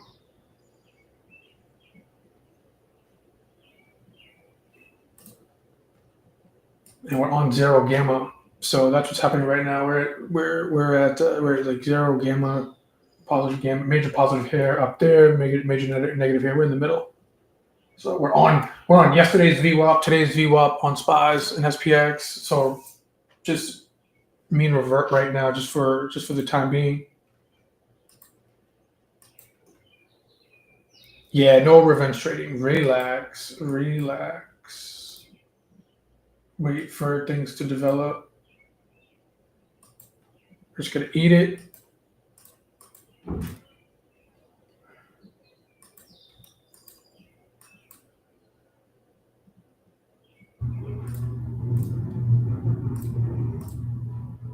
As long as you keep your losses a point or two, regarding options, and get one good runner here and there, with your setups when you wait for your good setups and it's lined up, SPX can go several points. AVGO giving us a little something here.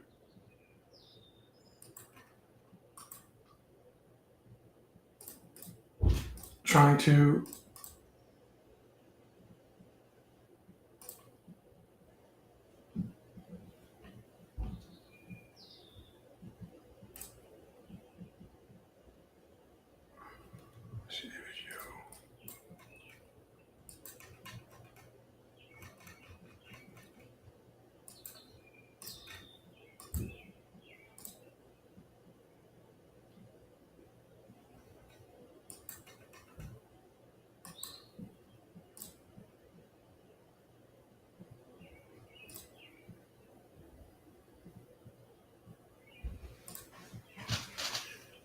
I'm gonna engage Tesla.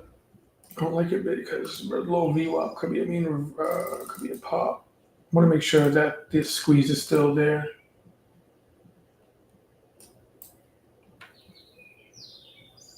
Is hood lining back up?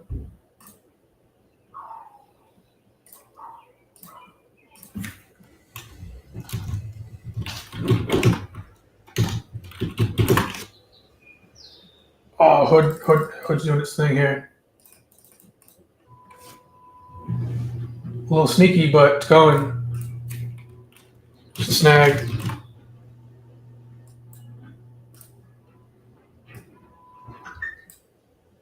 Let's pick up the at the monies. 65 strike. Day trade here. See if we get a continuation on that.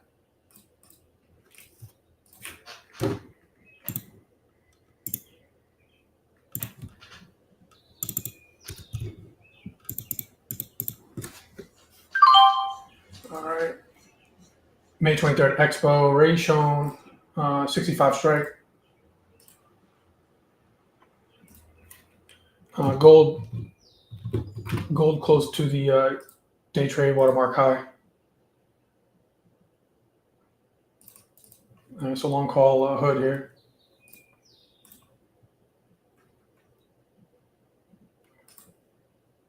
So it took a little while for it to set up, but it's doing its thing.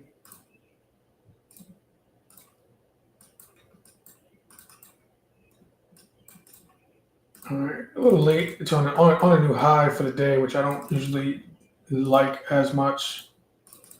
Typically I like to get it on the pullback and then positive CRG, but all good. Just try so we get some fall through on that.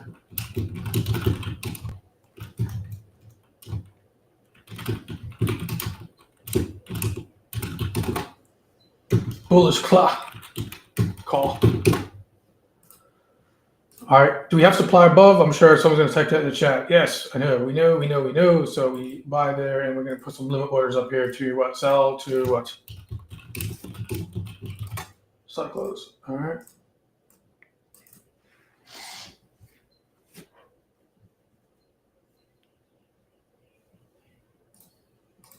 Yeah, so we can already TP this if you want. All right. Boing, bang, boom.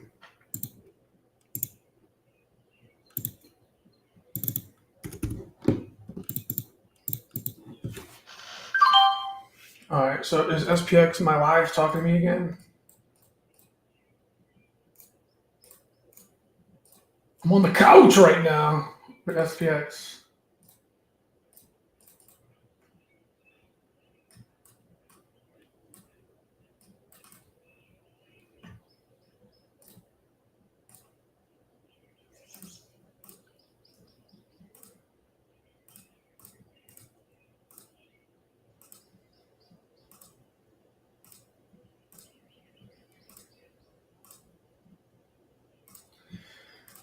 Yeah, get my eye on Tessie still.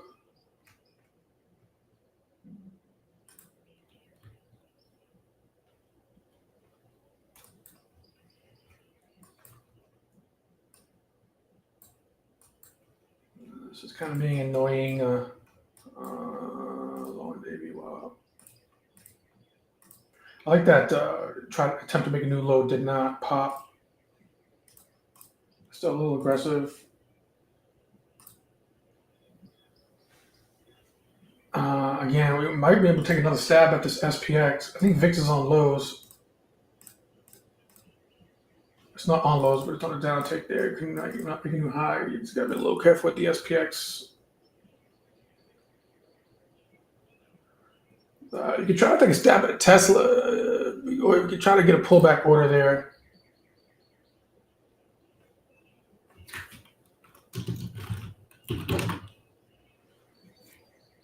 Let me make sure there's still some squeeze potential here on tests. Ooh, it still is. They came back here. All these sold calls, sold gamma. 50 handle, massive there.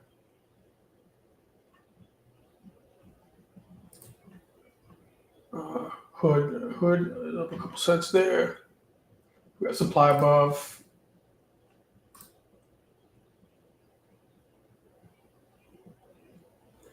Yeah, and Joe Frank is making a good point here. So we got the 59.65 positive Gamma, some Gamma down here. So we're kind of just in the middle of this trail, so we guys gotta be a little careful. So if we're gonna do some Tesla, maybe I don't like it because it's below VWAP, but as much. Usually I like it to be above VWAP, daily VWAP.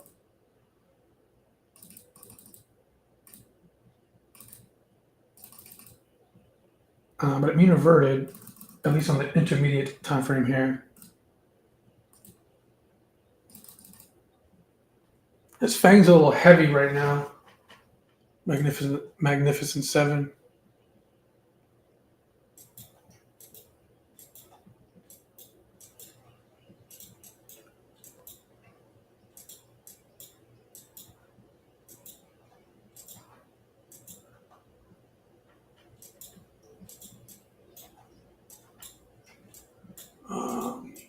Google didn't pan out. Broadcom is even kind of like struggling a little bit. GLDTP.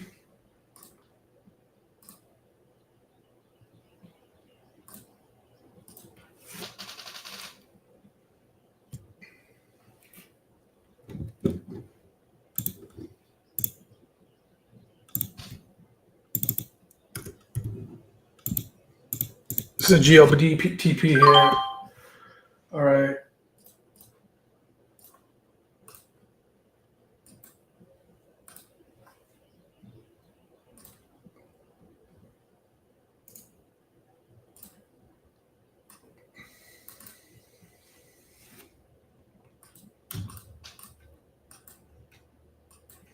Yeah, so again, I wasn't trying to rain on anybody's parade or anything like that, but that just understanding the higher time frames and like the base, the breaks, the fakey breakies, etc.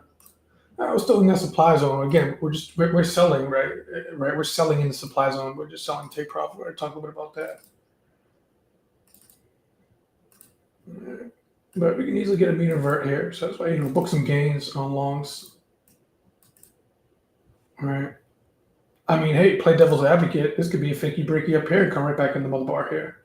All right, it's true. All right? Anything can happen anytime. The 5 fundamental truths of Mark Douglas.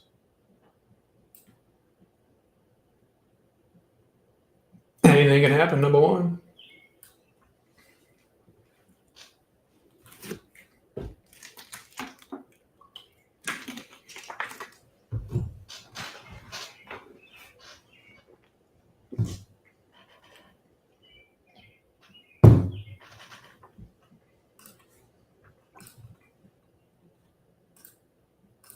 Don't be weird. I will say internals are continuously getting better. What's the SPX equal weighted doing right now? SPX EW. So it's Fang. Fang's heavy right now.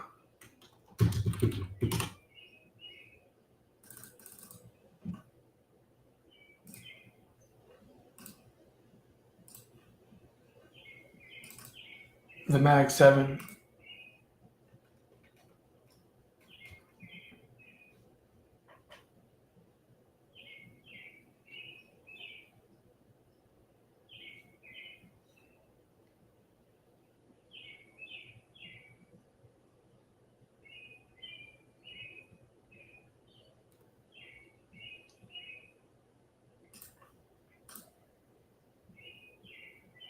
Come on, SPX.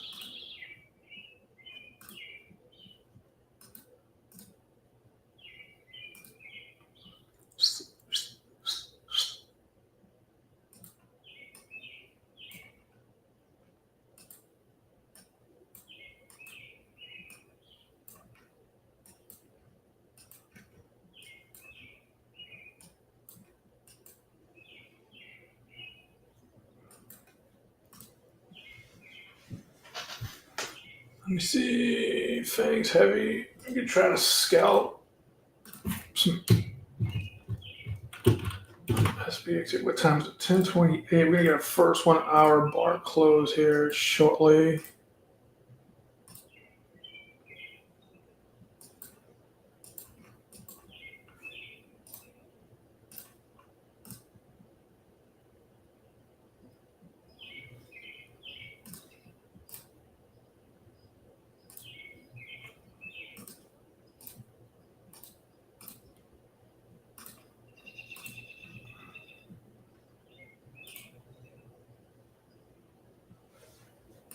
All right, we're pushing back.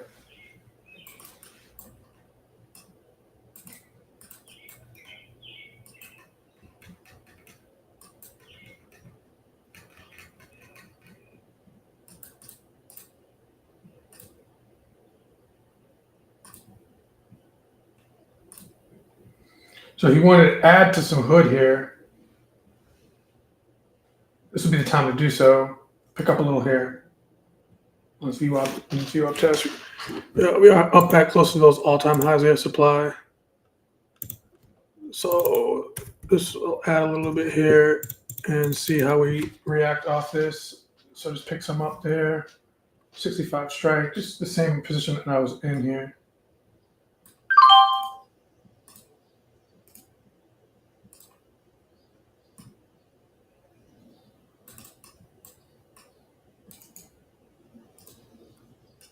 I will see.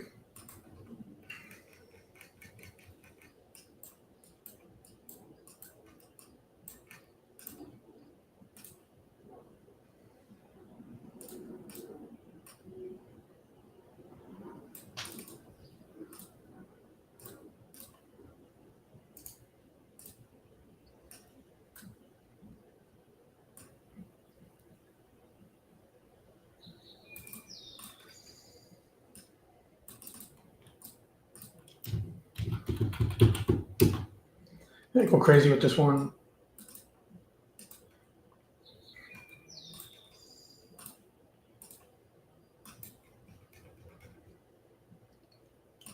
Get that supply there. Let's see if the buyers can kind of rotate this and pick it up. If you don't want to add to this on the front side, you can wait to see because it could be wrong, right? You could wait for a potential pause or COG out of here and try to take it out of there. But I just went front side with it. For me, humbly speaking, $1.60, not much there, right? Right. So we'll see how that pans out there. But there's some days where there's so many setups you can't even get them all, and there's some days like today where you feel like you're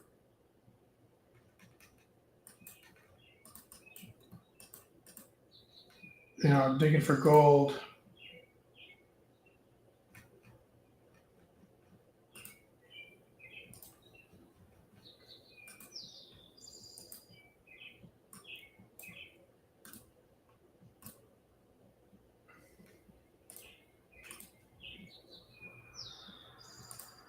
So yeah, you gotta know when to hit it and when not to.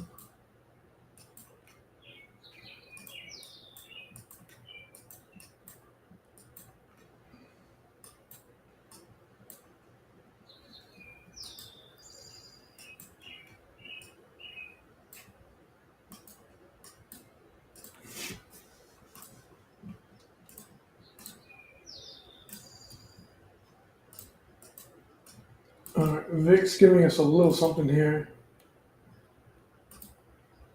You want to see it spike above those highs.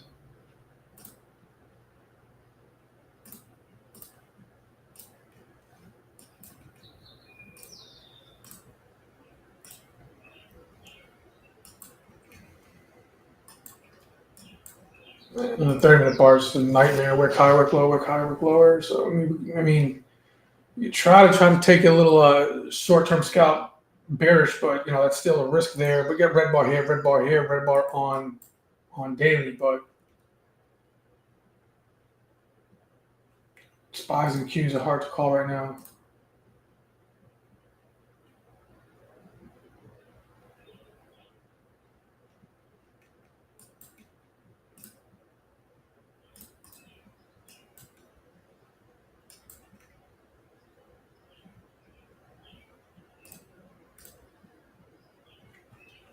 Hood down about 50 on premium.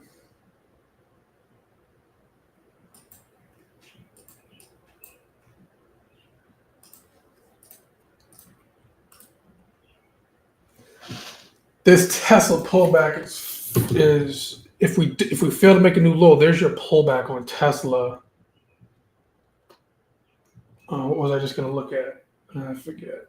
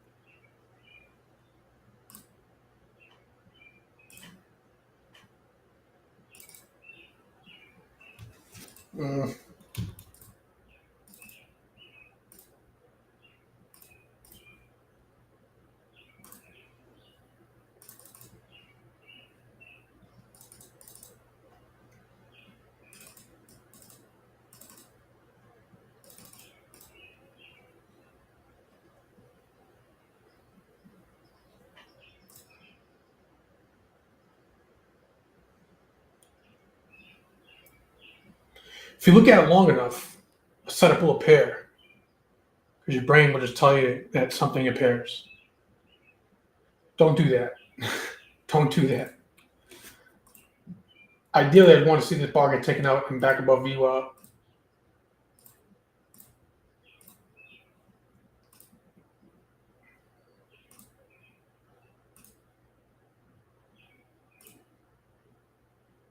Google creeping here. It's annoying. The 200 period moving average is right there.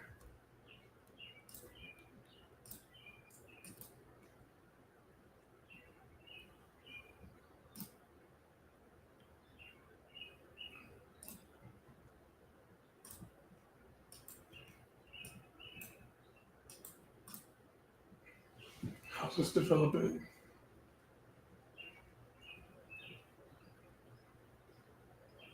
But the gap fills about like 63 on SPX, give or take. High given out at 60.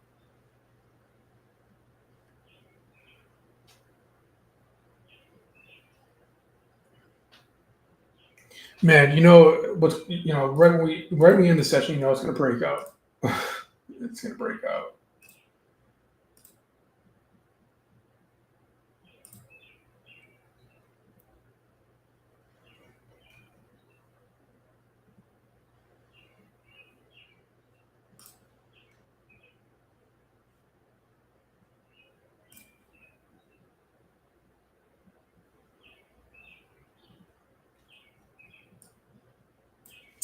If you don't have gaps, but you want to take a picture of this, you could. These orange to the left of the axis are sold calls. Tesla could still potentially get that squeeze. I'm not sure if I'm going to get it today, but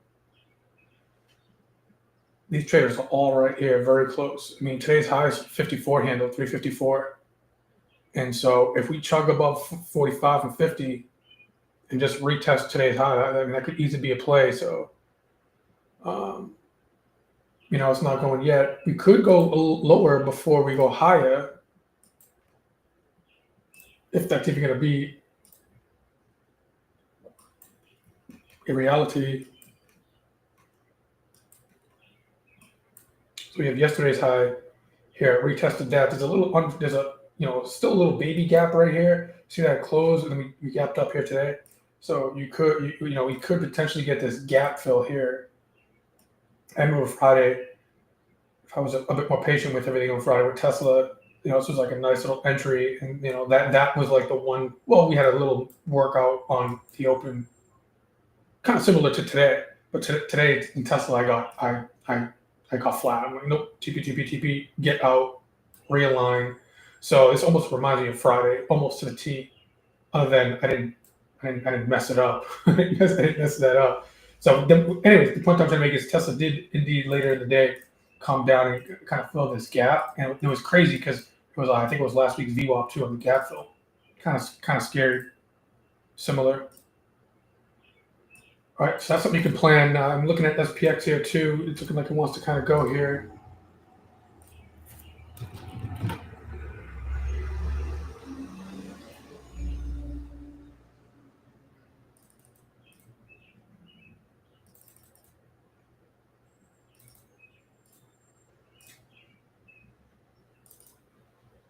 All right, so if you want to try to take another shot at this, maybe we could do a small size in the beginning, and if this thing proves to us, we can add to it. I'm looking at, if you look at the bottom left here, we get this IBI right here, and that still hasn't broken yet. So if we kind of the what did we do earlier? The SPX 80 handle. It's going for about 215. If you want to kind of re-engage this on this breakout, all right. I just did. I'd say do a little bit smaller size.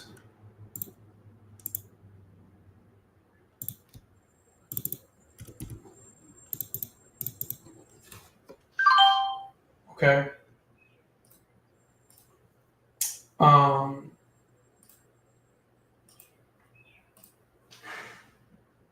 We can see we get some fall through there. We are breaking the opening day's range and the prior red bar highs there, bar by bar. All right, does that make sense?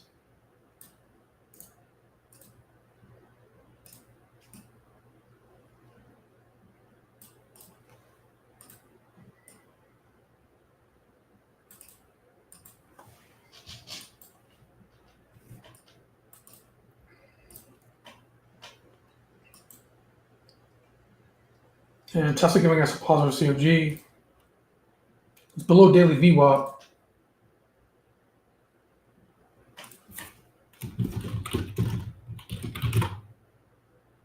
Indexes are trying to push a little bit.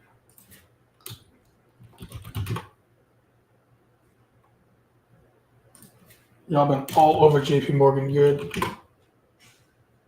There you go. Perfect. Jason Rodriguez, equal to a new high. TP some JP Morgan. Good job, y'all.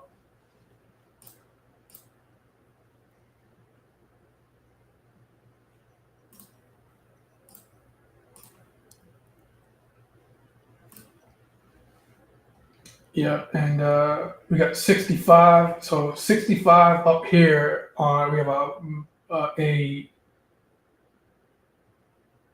deep color blue, greenish up here, and that's what's called a positive gamma node. So as markets are rallying up, market makers going to sell into this area here at 60, 65 area. And in addition to what that means on the chart as well, if you look here, was yesterday's close is 59.63. So this would be potentially a gap fill plus a high gamma node here. Right? Makes sense? So, we'll see, man. I can't push the market for us. I wish I could. All right, so aggressively TP. That's all. It's only 10, 15 points away. If we get that.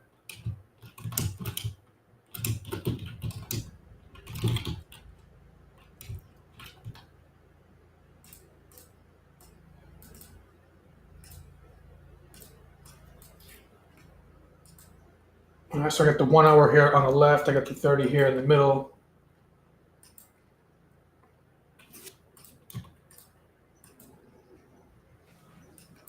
And we're trading above that, above these opening days range. So we can see VIX on a down click here.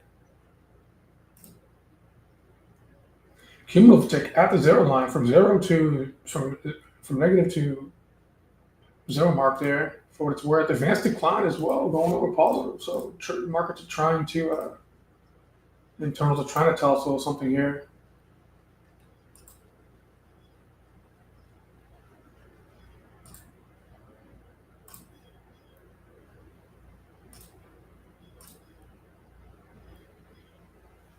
Hood.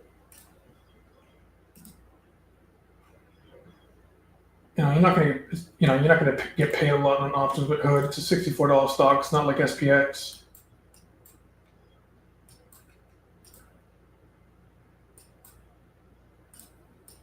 But you could, TP some if you want. It's not a lot. But right now, trying to sift through if this is going to retest the daily high and come up a bit more, pull a high on day VWAP on this. We are trading above it, high on day VWAP.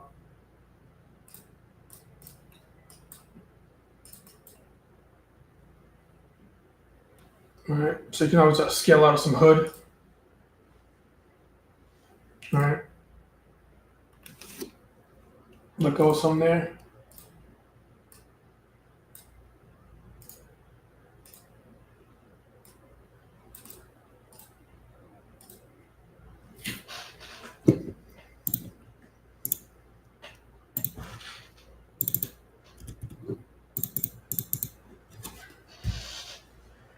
All right, SPX trying to go.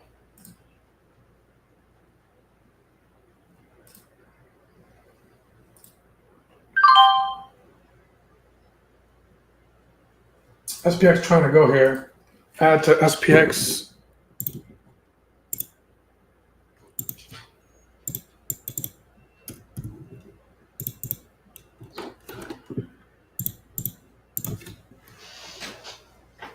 All right, just add it to some SPX. Even on this account here.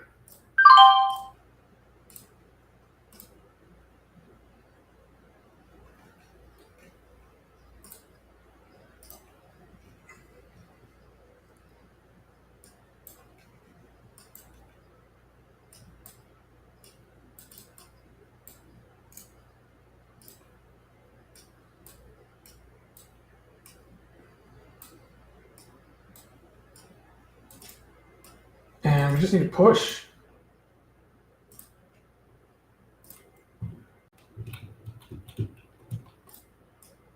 We need to push. One thing I will recommend, especially SPX, put some limit orders out. Put some limit orders out, especially get that gamma node above. So whatever your average fill is depends, right? How much size you put on, etc. So, for example, like even if this premium touched like $3 earlier, you could just put like a $3 limit in there for $3 in terms of premium. So if we just get a little like pump spike, you can TP some, unload some. This market's not moving fast today by any means. Yesterday, by this time, 130-minute bar in, SPX already ripped, 30 points.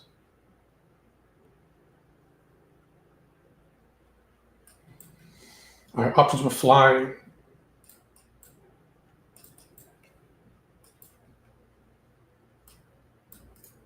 All right, so I just make sure you get your limit orders in there. Fang's still heavy.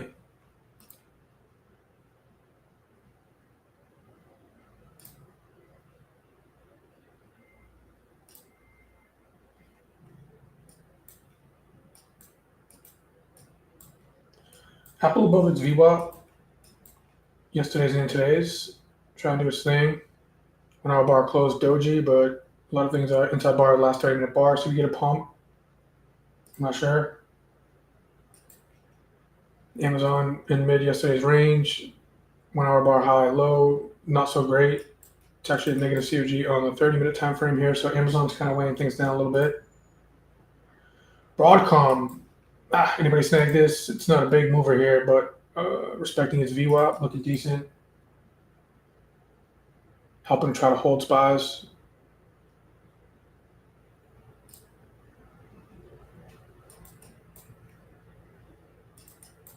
One hour bar on Google, just doji.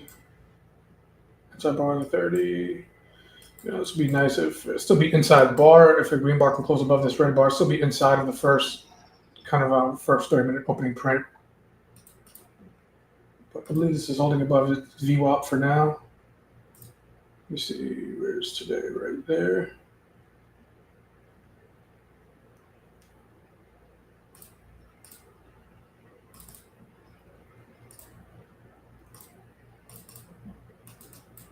All right.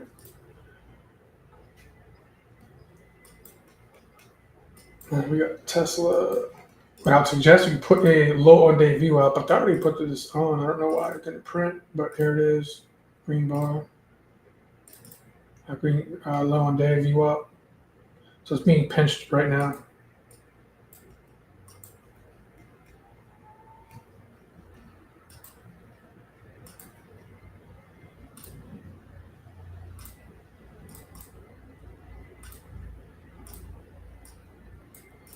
I already mentioned this. Don't give up. We can potentially flat on it right now for day trade, but could potentially get that gap fill there. Maybe. All right, SPX trying to go here.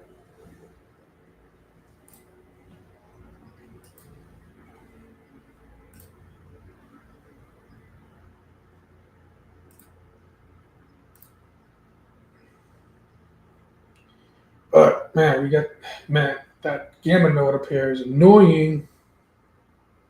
This is why I love negative gas environment.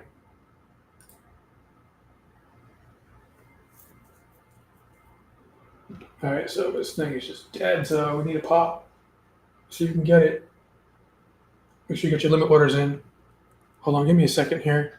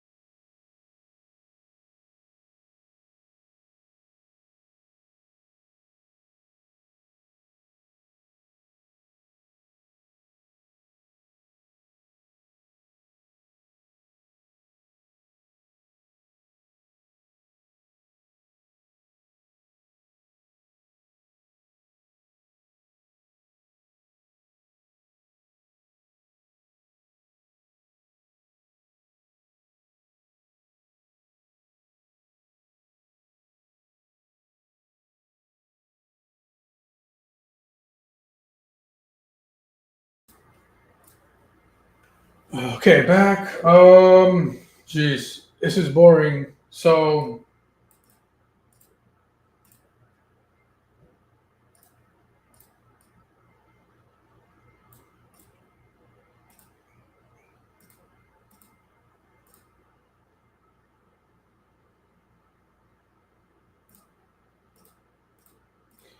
just be careful today.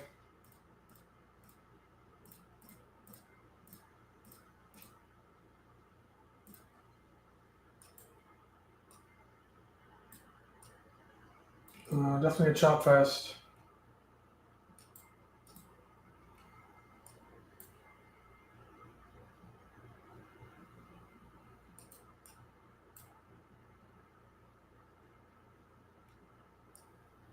Yesterday's tape was beautiful. 1050. Yeah, yesterday we had a nice pump already. Anyways, that's yesterday. This is today.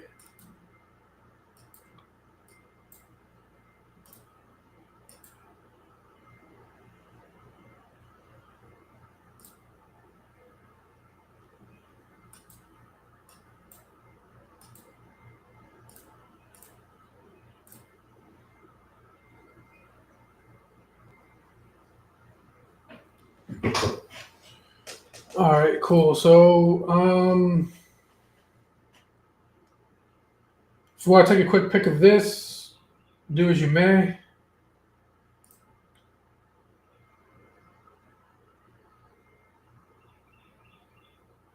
I'm going to stay a little close to the charts, but I don't want to bore you guys. I'm trying to work on things. So, keep look for maybe some longer term swings.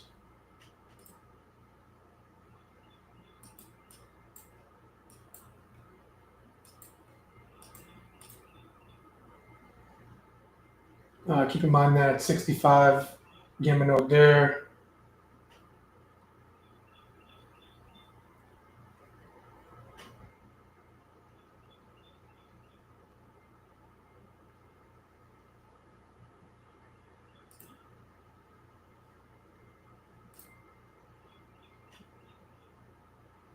Tesla still has these sold calls here,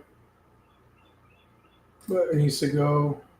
Just gotta be patient with that if you're working on that play. We're above the 0 gamma line here. We just need to go. It's not going though for now.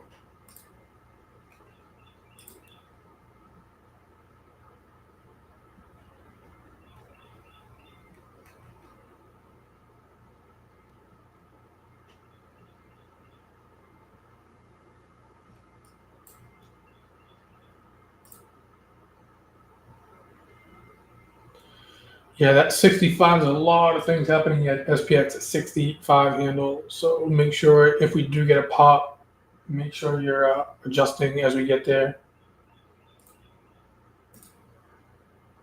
Tesla, for what it's worth, is kind of bouncing off its low on day VWAP right now. Within the pinch, it's not super ideal.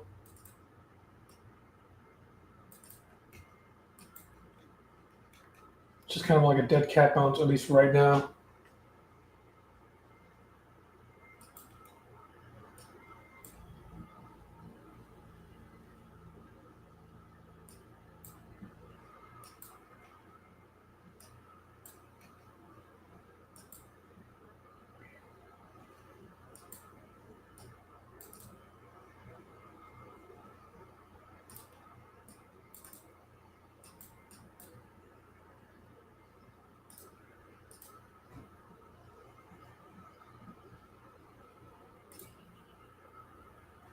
JP Morgan was decent.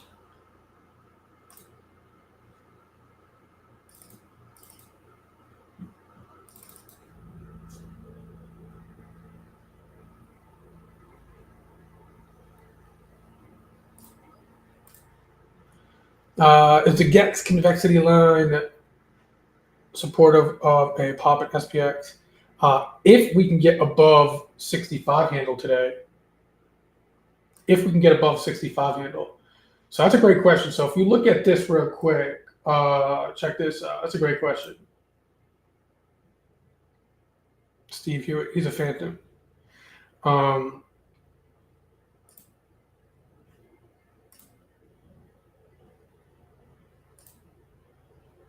let me do this. Yeah, TPJP Morgan.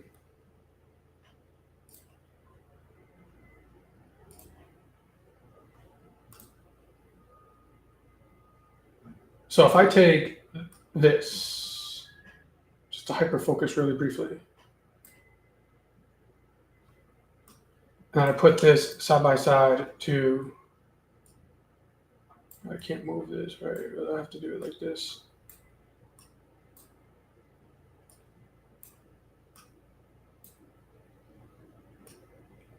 So this is a sold convexity line, right? 65, purple to the left, sold convexity, sold gamma, sold options.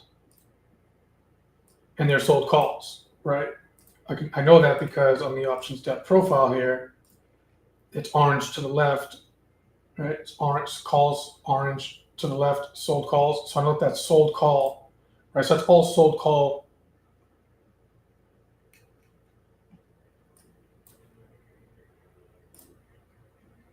Negative convexity.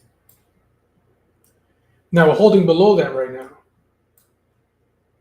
right? So at 65, sold call customer, bought call market maker. Oops. And this is not going to work because it's so scrunched up. So that just wasted time that we're never going to get back. So let me do this. Apologies for this. So SPX is kind of chopping me up a little bit here, but not gonna get out because we're at least on VWAP right now for the time being. All right, so it's a little bit better here. Okay, perfect. Right there. Now I got it. Okay, so I got a sold call wall here, sold convexity, right?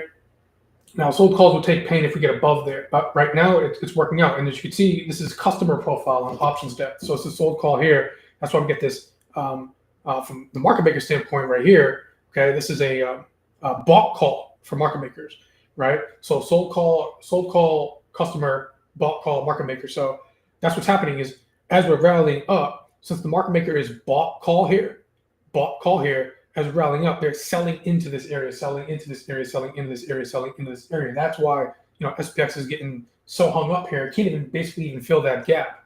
Okay. Now think about this too is down here, guess what? There's another sold convexity right here. That's what Joe Frank was talking about here, Joe Frank, right? And there's another one right down in here too. Not as strong as this one here, but there's another one right there. So as we're coming down, market makers are buying into that. So like right now, we're just kind of trapped in between these two convexity lines here, right? So it's just sold convexity on GACSPOT. And if this is sold convexity for customer, that means it's bought calls for market maker, bought call for market maker, right? So now if we got above this, right? If we got above this, if we got above 65, for example, like if we filled the gap, right, on SPX and we got above this 65 handle on SPX, we'd be above that, okay? And what's going to happen here is these sold calls going to take heat, so they're on the wrong side, so that can kind of fuel a little bit of a squeeze. And then if you notice right above there, we have a 59.70, which gets red in options depth, which is what's called negative GEX. Okay, typically you can, with these negative GEX nodes in TROs like this yellow right in there, typically price could go through that pretty quickly. So like that was the concern even like right now. Like I'm gonna have to cut SPX, and it's gonna be my second loss in SPX today because we're just not moving. Right, we're trapped. I could easily just not have done nothing in SPX for the most part. Right, I'm trying to press, but here I am taking another loss. So this is taking my gains back, at least on this account here, right? So I just gotta get out. Right, the market's just choppy, right? So that's what's happening right now. At least indexes. Right, gold's awesome. Right, JP Morgan, awesome. Right, so I'm just cutting SPX here. Loss again. It's not moving.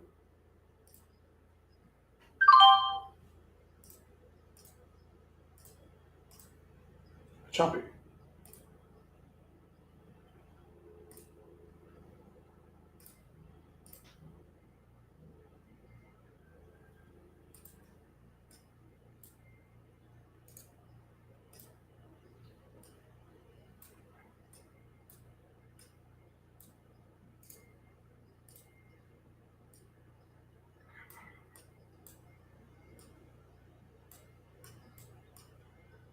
All right, so we're gonna have to sell some spreads. Sell some spreads.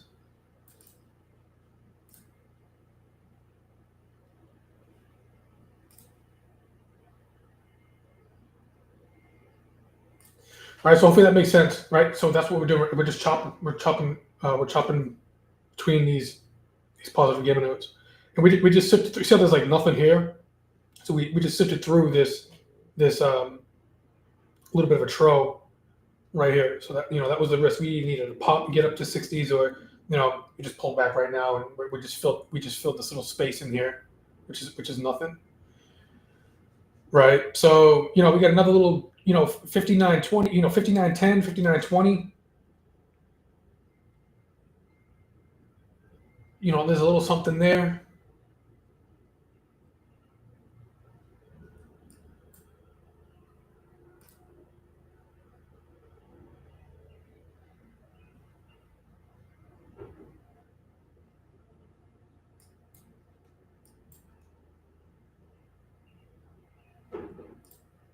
And just chop for right now on indexes. I mean, futures. Oops, that's gold. So I'm a real trader, right? A lot of folks. I'm not trying to be weird, but a lot of folks like online. You show me how it is in the trenches, man. This is chop. And I've been doing this a long time. I can easily not revenge trade, right? As you can see, I waited, trying to take another setup that kind of somewhat decently lined up. Didn't work out. So I can still continue to work on things. Oops, I didn't even move this. But you don't want to force it. So 2 losses in SPX.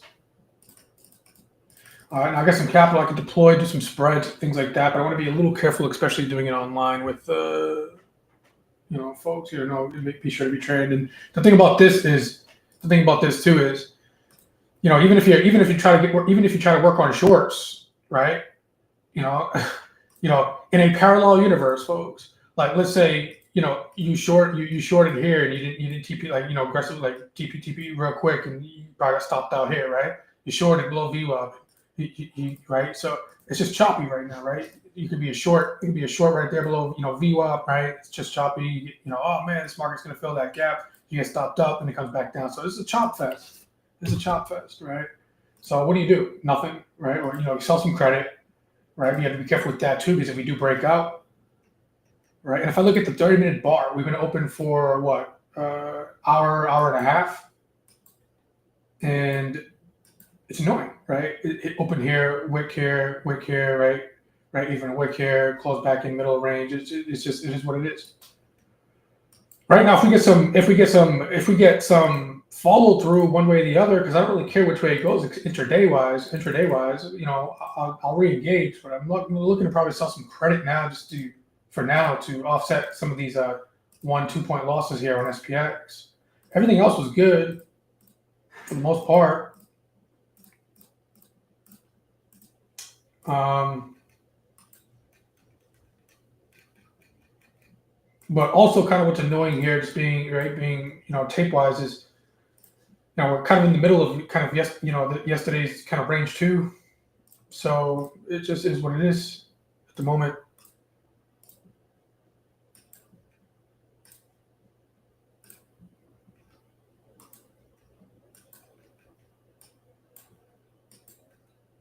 So we got a gap down, nice move yesterday, up, had a decent little day yesterday. It was busy in the morning with the podcast, all that, but we have a gap down kind of just in the middle of yesterday, so it's kind of digesting. But if you're going to continue to trade, be on it.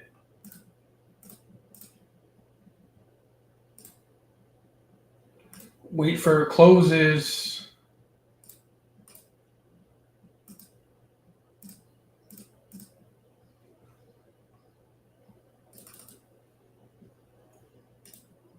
And yeah, we got VIX chop too, right?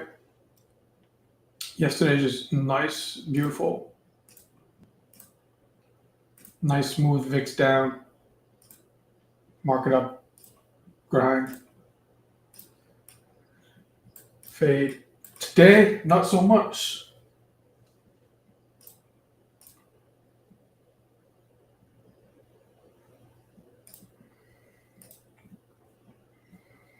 Now, futures, this is still kind of an overall, if I'm just looking at the tape, right, right on the smaller time frames here, 1 hour, this is still an impulse move, and this could, a little bit of it could be, a flag pattern here. I mean, if we do kind of get some closes and pop, we could potentially try to get some momentum here.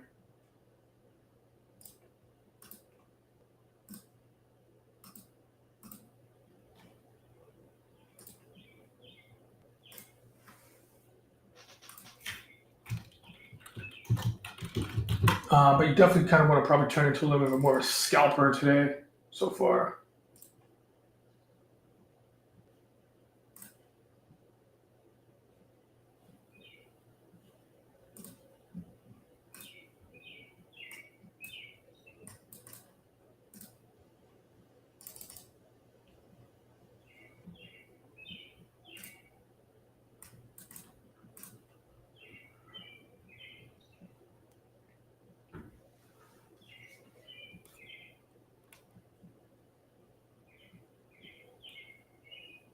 All right, I like this bar that's being put on Tesla. NVIDIA puts, all fairness, we are at like some weekly supply up in here.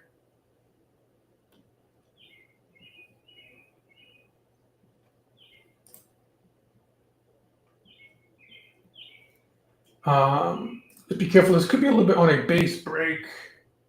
The market's a little heavy right now, but just be careful. You'd be banking on a drop down here off this base break. There's an unfilled gap here. So it would be day trade wise. But I think NVIDIA, last night when I checked, or yesterday when I checked, it was a little bit of a squeeze trying to set up on NVIDIA.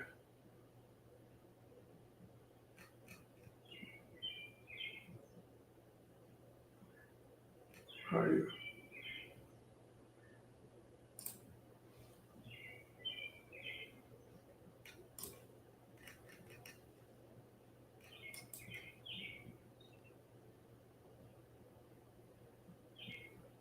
It's a massive sold put here. So it's a sold put, customer bought put, market maker. So coming into the 32s is going to be more supportive. So market makers are going to be defending this line here a little bit, just based on what I see on the options depth profile. Sold put here. Sold convexity, but market maker is going to be a long put. So there could be a little bit of a market maker support coming in here.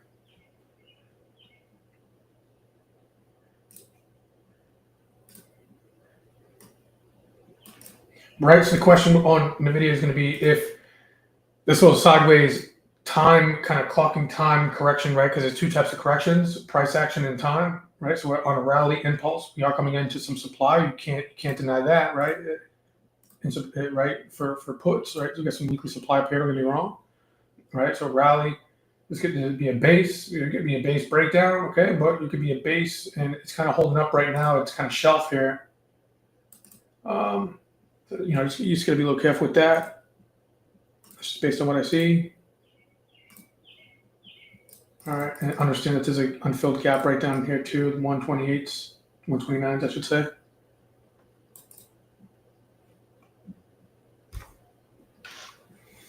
All right, man, what a non-eventful open so far.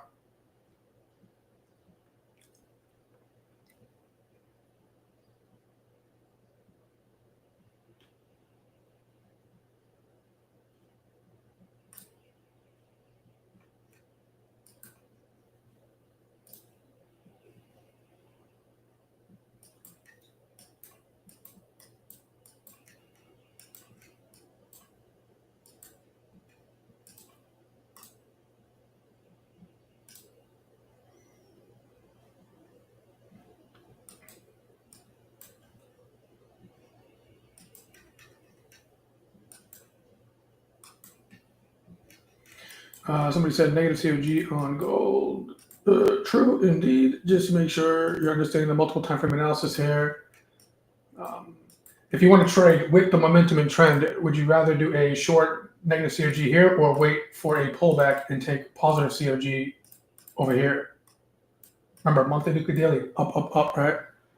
So it was starting to break up. So be off with those short-term shorts. You're better off just, don't take my word for it. I don't like to swim against the current and the waves, right? So I've been looking for it. Forget a negative COG to get short. I'm trying to see, wait for a pullback and take a positive COG to join the wave, the right side of the wave, monthly, weekly, daily. Okay.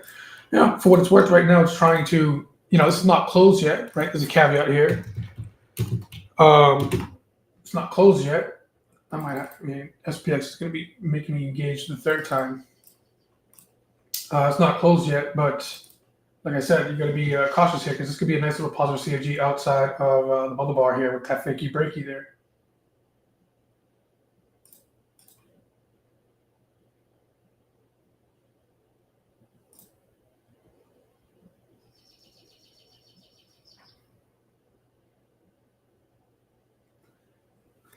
All right, but I'm going to head out for now. I try to work on SPX for y'all. Unfortunately, it did nothing, so apologies for that. I can't work. I can't do nothing about that. But yeah, shout out to the team. If you want to learn a little bit more about that, if you want to learn how to do this the right way, this is the reality of trading. It's choppy sometimes, right?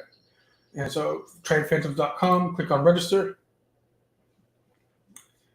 And this Thursday, May 22nd, 7 p.m. Eastern, name, email, all that kind of good stuff for you new folks. A lot of people in here are Phantoms already. They kind of started the same way. It'll be about a 90-minute class, give or take, hosted by Mr. Black and Mr. Green. I think Mr. Green's doing it this week.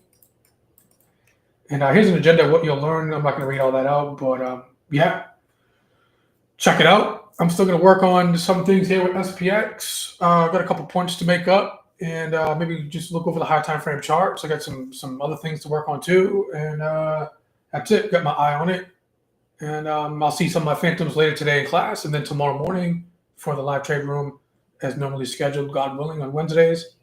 I'll see y'all there. Trade safe, be patient, wait for things to develop. If they even develop, there'll be better days. I'm telling you where things go, go, go. All right. So save your risk proxy, right? Save your emotional stamina and monies for deploy capital when things are really good. God bless. Take care. Blue out for now. Trade safe. Be safe. Cheers.